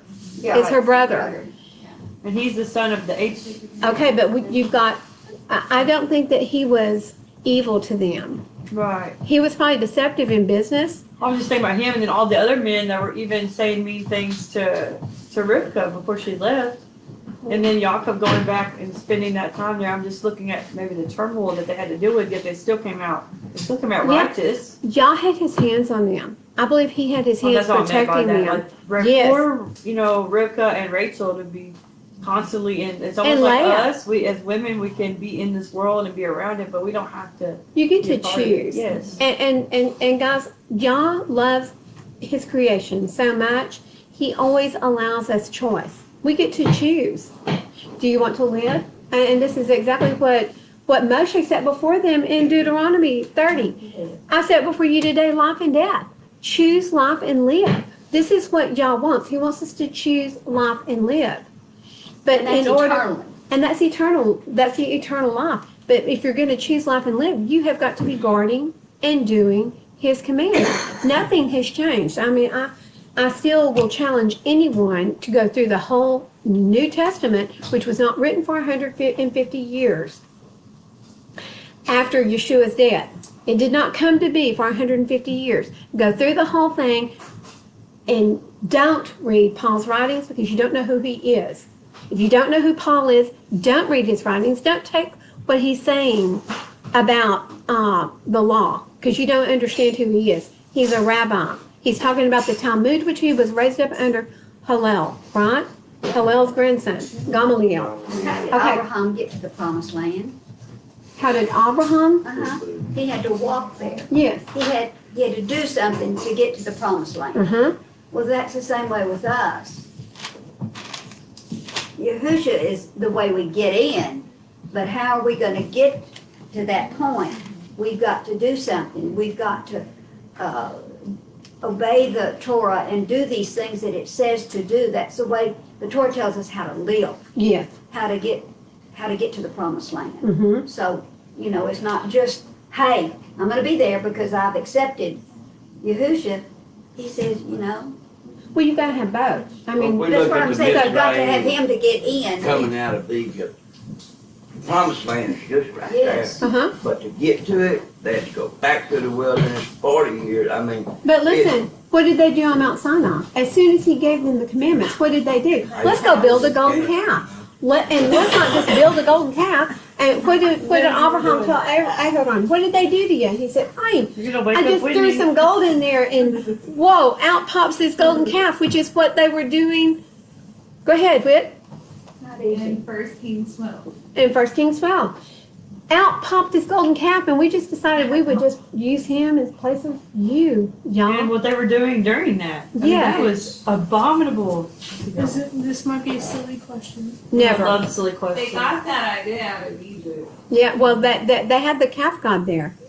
When you were talking about Paul's writings and how so many people get confused, who decided to put Paul's writings in the Bible?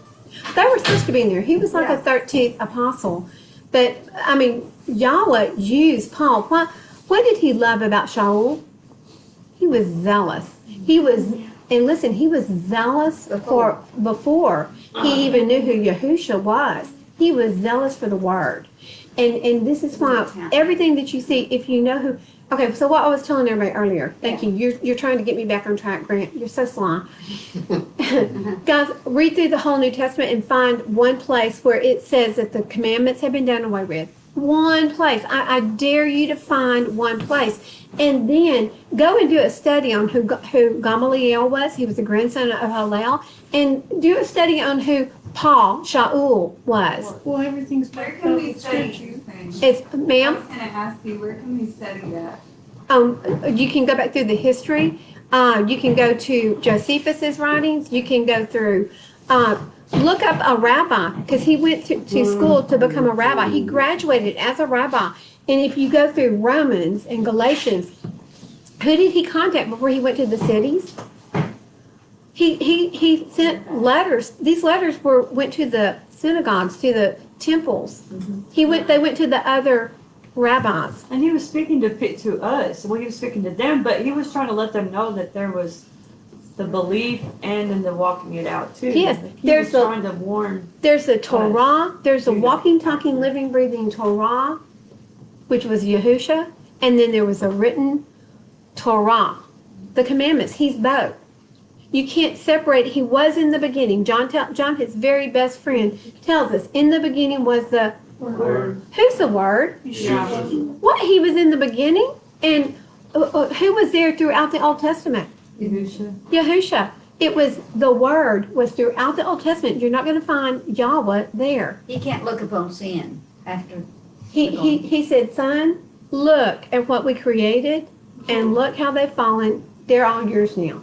He can't be. That's what You, we'll be you judged deal by. with them, and at the end, once we have everyone who's cleaned and only those who are not going to be rebellious, but those obedient children that I want to spend eternity with, once we've cleaned out everything else, I'm going to come in, I'm going to make my tent with them. Not with a bunch of Esau's, a bunch of rebels who daddy said, go live with my great uncle Shem. I want you to learn the Torah. I want you to learn to be righteous. I don't want to be righteous. I don't want to. Listen, that's what in Jeremiah and Isaiah, the house of Israel says, I don't want to do it. I don't want to follow Yah. Guys, we're doing it still today. I don't want to be obedient. I don't want to be under the law. So that's fine. You get the choice to do it or not to do it. But if you don't do it, don't expect to get through the gate. In fact, you're not going to find the gate, because the only way you can find the gate is if you're walking like Yahushua walked on this earth. And how did he walk, Grant? Perfectly. Perfectly. He was the Torah. He walked out Torah on this earth, didn't he? All tells us to establish it. Establish it. Make it right. Make it legal. Yes, sir. There's a process of what you're saying is that you have to go reading the Old Testament and New Testament and let go of the indoctrination that you about the church, because you're still going to put that indoctrination in the way you were taught when you read it. Yes. You cannot put that in there with it. That is a huge key, is that there is one channel, it's called Unlearn. I love his, Different say, we have to unlearn a little once we become indoctrinated. not just unlearn, you have to, I had to go to Yah so many times and go, Father, please just purge it, just wash everything away. When you start seeing the lies, the truth that reveal the lies, and you have to start in the beginning of the word, when you start seeing that, that's a great way to wash it away. Well, he says Because then it- you're like, whoa. He says it a few times. He says, diligently seek me. Those who knock will be revealed. I mean, you gotta, once your heart is set on to diligently seek me, you will find me. If you're diligently seeking, you're reading his word. Christianity is not diligently seeking. So if you believe Yahusha, who says, well, what does he say over in Matthew 5:16? Yes. He says, let your light so shine before men so that they see your good works. What? Right. He's talking about works? We're not supposed to have works. All we have to do is jump on the glory train of Yahusha, of Jesus, and ride it into the kingdom. That's all we have to do. We The don't have, Torah is the instructions to show us how to live the life that we're going to be like Yahushua. that's right. That's the only way you're going to do it.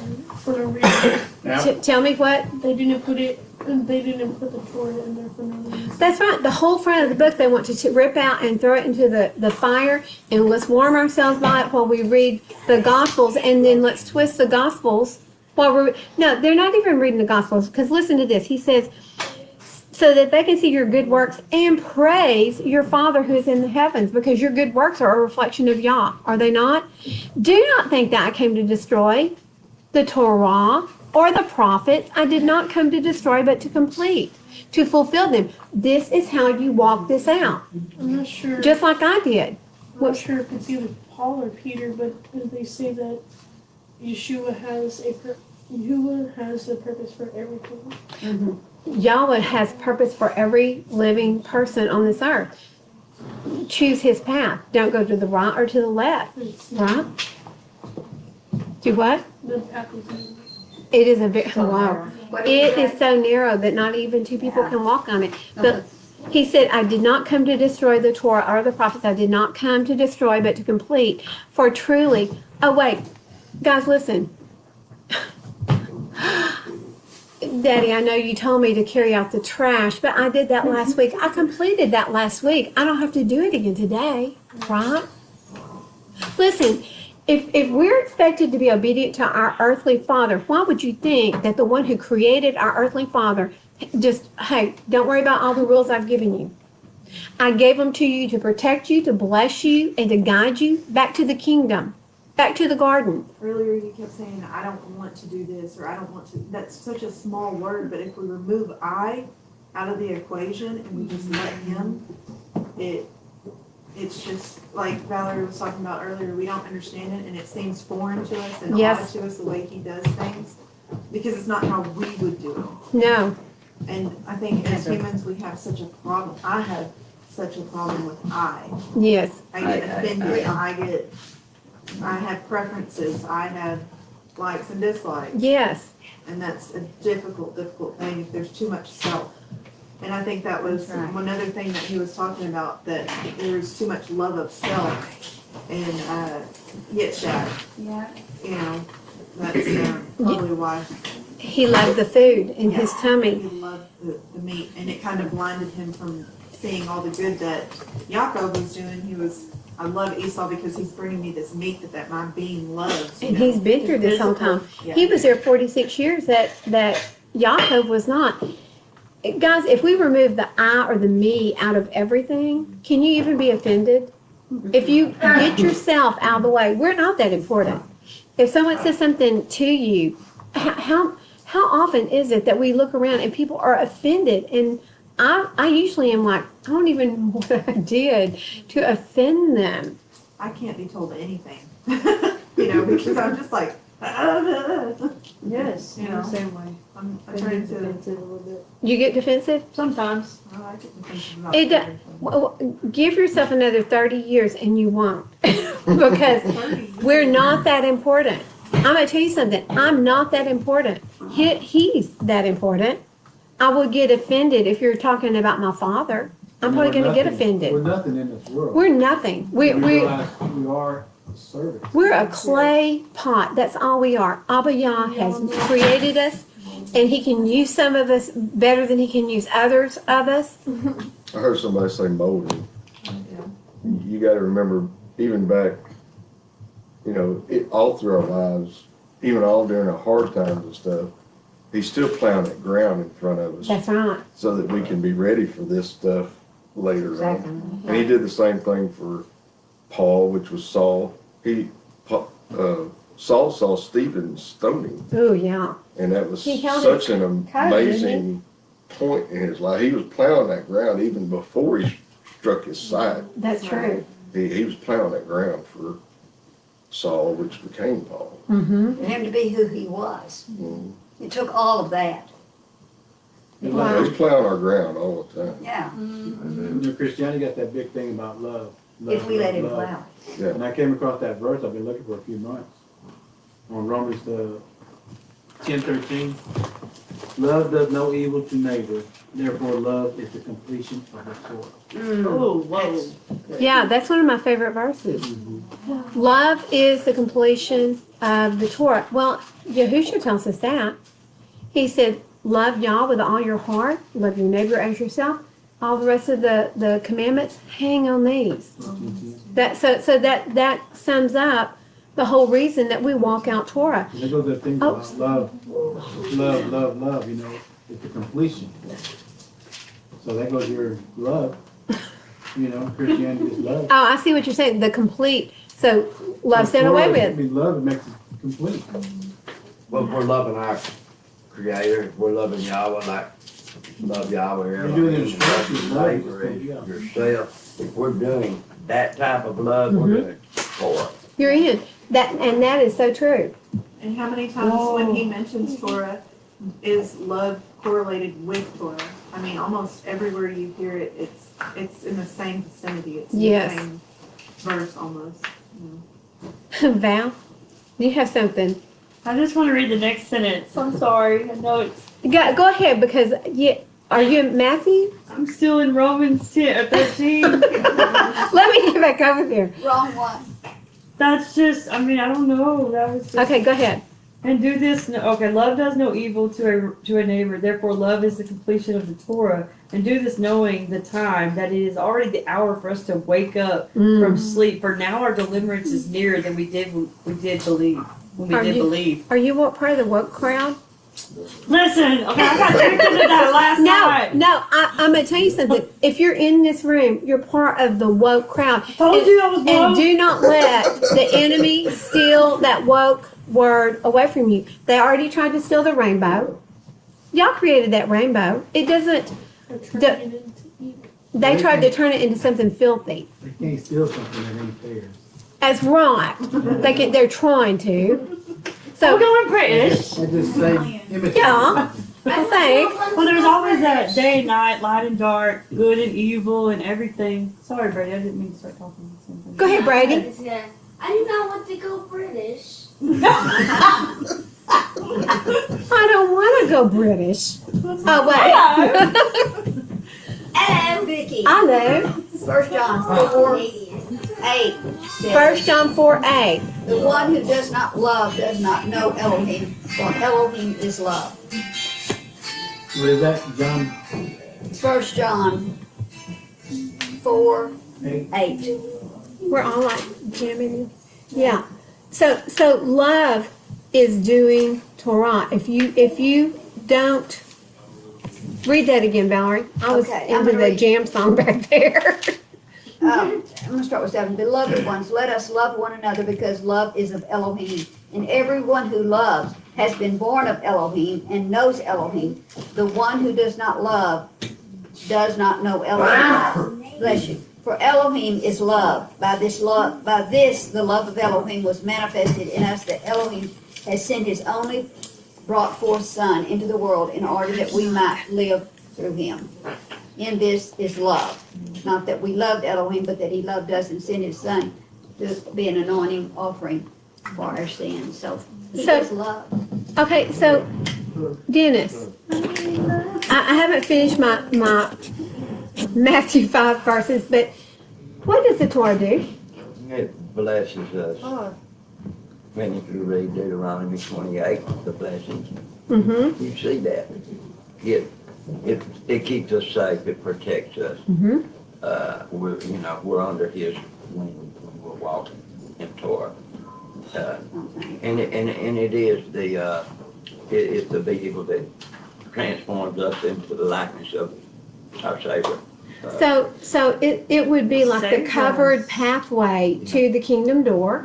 So when you're walking it, you're covered, you're protected, you're on the path. Don't get off to the right or to the left. And when you get to, bless you, when you get to the kingdom door, who's there? Yahusha, because guess what? Your righteousness gets you to that door. Is it going to get you through it? Oh, sorry about your lack, because Revelation tells us that you have to have the law of Moshe and the testimony of our Messiah Yahusha. Sorry, I was just thinking, there's a silly game show that they do have to like jump through the silhouettes to make it through the other side so you don't get knocked off into something. wall. Yeah.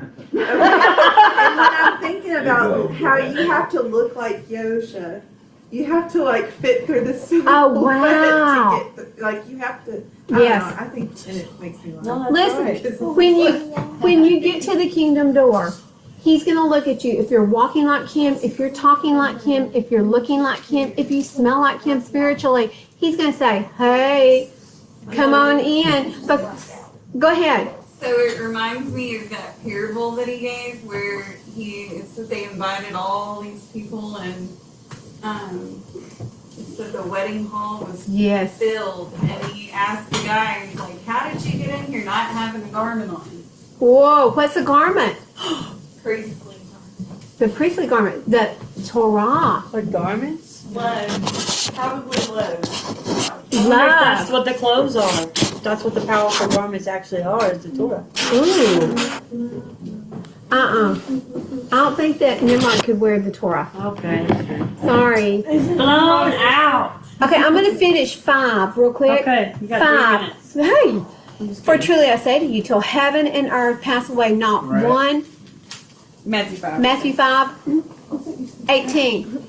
For truly I say to you, till the heaven and the earth pass away, one yod or one tittle shall by no means pass from the Torah till all be done. That's pretty. Let's see. I still see a heaven I still see the earth. We're walking about on it. So that means not even the tiniest little bitty tiny mark, the yod, that looks like a little comma, it's not gone. And the little mark under them that make it either an A or an E or an O or a I, that's not gone. So everything is still in place. Is that what that's saying? Whoever then breaks one of the least of these commands. Guys, how can you read this? I'm just asking, how can you read this and still say, I don't want to be under that law? I'm not under the law. Whoever then breaks one of the least of these commands and teaches men so shall be called least in the reign of the heavens. But whoever does and teaches them, he shall be called great in the reign of the heavens. And it goes on to say, unless your righteousness exceeds that of the scribes and Pharisees, you shall by no means enter into the reign of the heavens. Listen, were the Pharisees righteous? No. No. What did Yahushua call them? You're a whitewashed tomb. You look good on the outside, but inside there's dead, decaying bones. It stinks. Yeah. Right? Like it did hook the heart. You know, guys, what Yahushua is telling us in 5 is that he didn't come to do away with the law, which they love to say, but he came to make it even more difficult. You think it was tough before? It's really tough now because it's not just a physical law, it's a spiritual law. If you even think about committing a sin, you're guilty. No?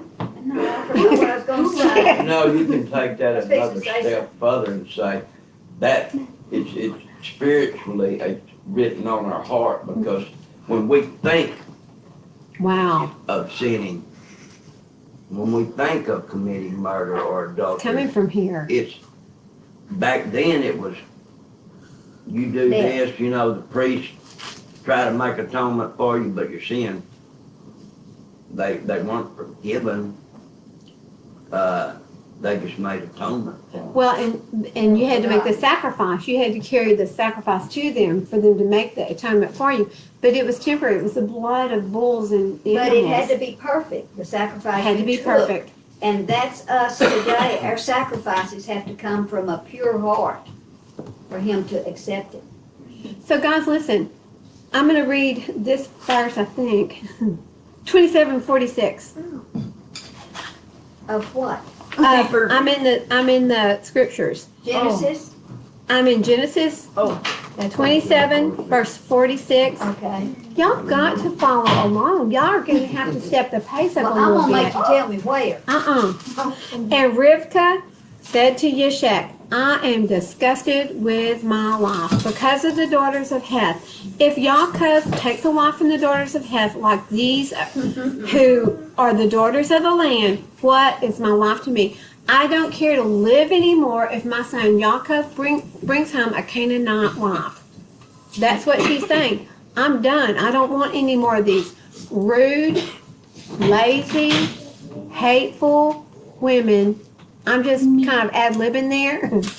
Sounds good. Unrighteous in my house is what she's saying. And this is just a little bit more reason that Yishak goes on in 28:1, and he says, and Yishak called Yaakov and blessed him and commanded him and said to him, do not take a wife from the daughters of Canaan.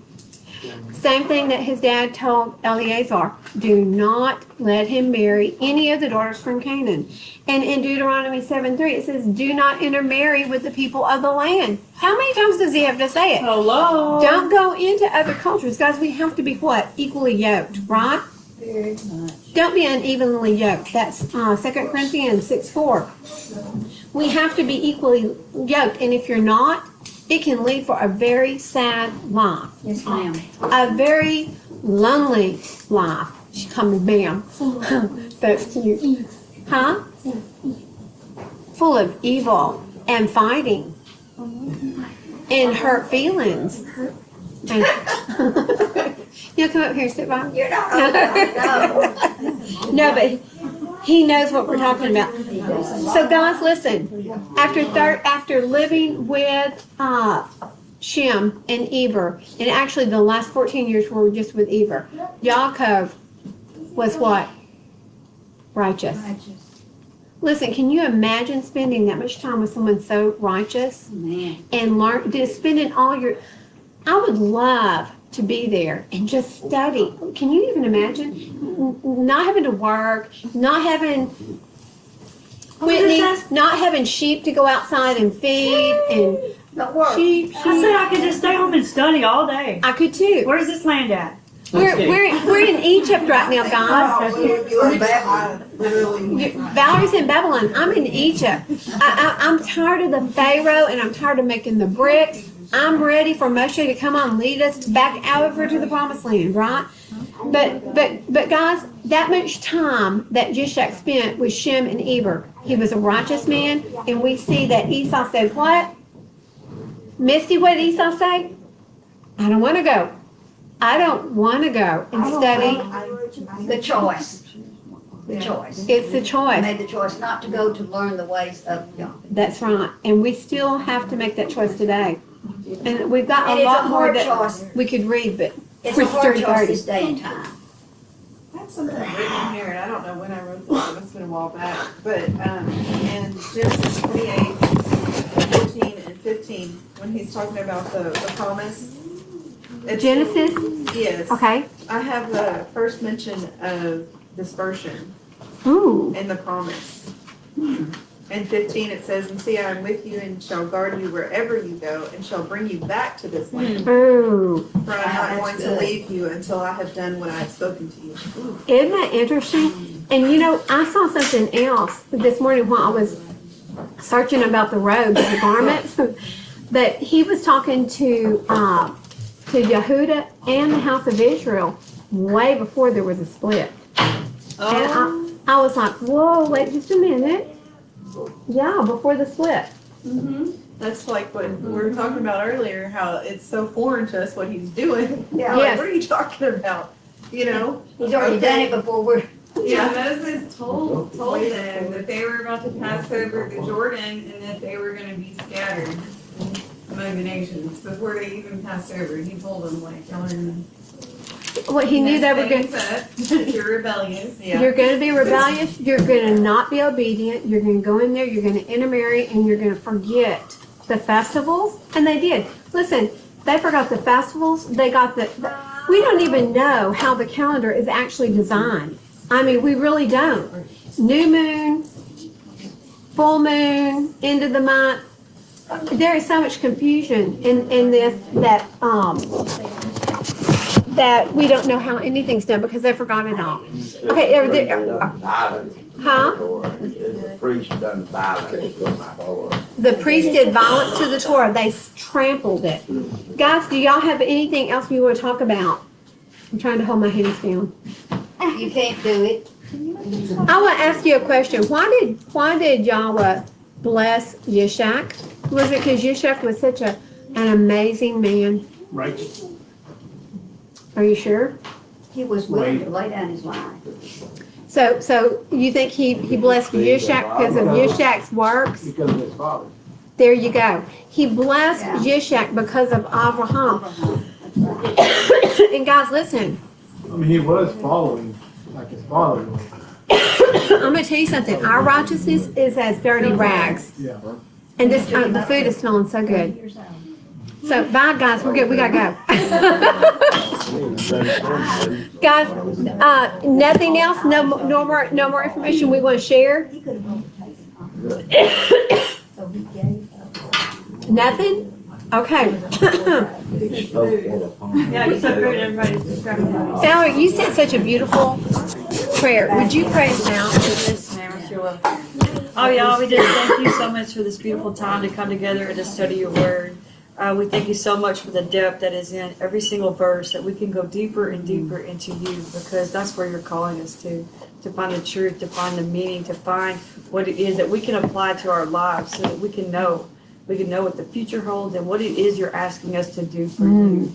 So, Father, we just ask you to store what we've learned in our hearts. Father, help us to use it in our lives and apply it. Father, we pray that anyone is watching, who is listening, Father, that they would search for you, that they would take what they've heard in these videos and these teachings, and that they would go find for themselves the truth and the treasure that you have in your word. And Father, we thank you so much that we can see what righteousness does in the life of those before us, but we can also see what happens when we make the wrong choice. So Father, help us to make right choices for you today. Father, we thank you as we're about to go eat this food for everyone who has put in and all the hands that prepared it. And we thank you that we are able to come together, that we are able to study your truth. And when Miss Vicky asked earlier what the Torah does, it's saved us. It's saved each one of us in this room in some way or another. And we thank you for that. So we love you today. We honor you and praise you. And we ask all this in the precious name of Yahushua HaMashiach, our risen Savior. Amen. Another beautiful prayer. Beautiful, beautiful, beautiful. Okay, so guys, we want to thank you all for joining us for this Torah portion up to TOLDOT today, the generations, and Shabbat Shalom! Shabbat Shalom. And we'll see you next Sabbath. Well, y'all know we can't be on camera. Valerie's taking stuff.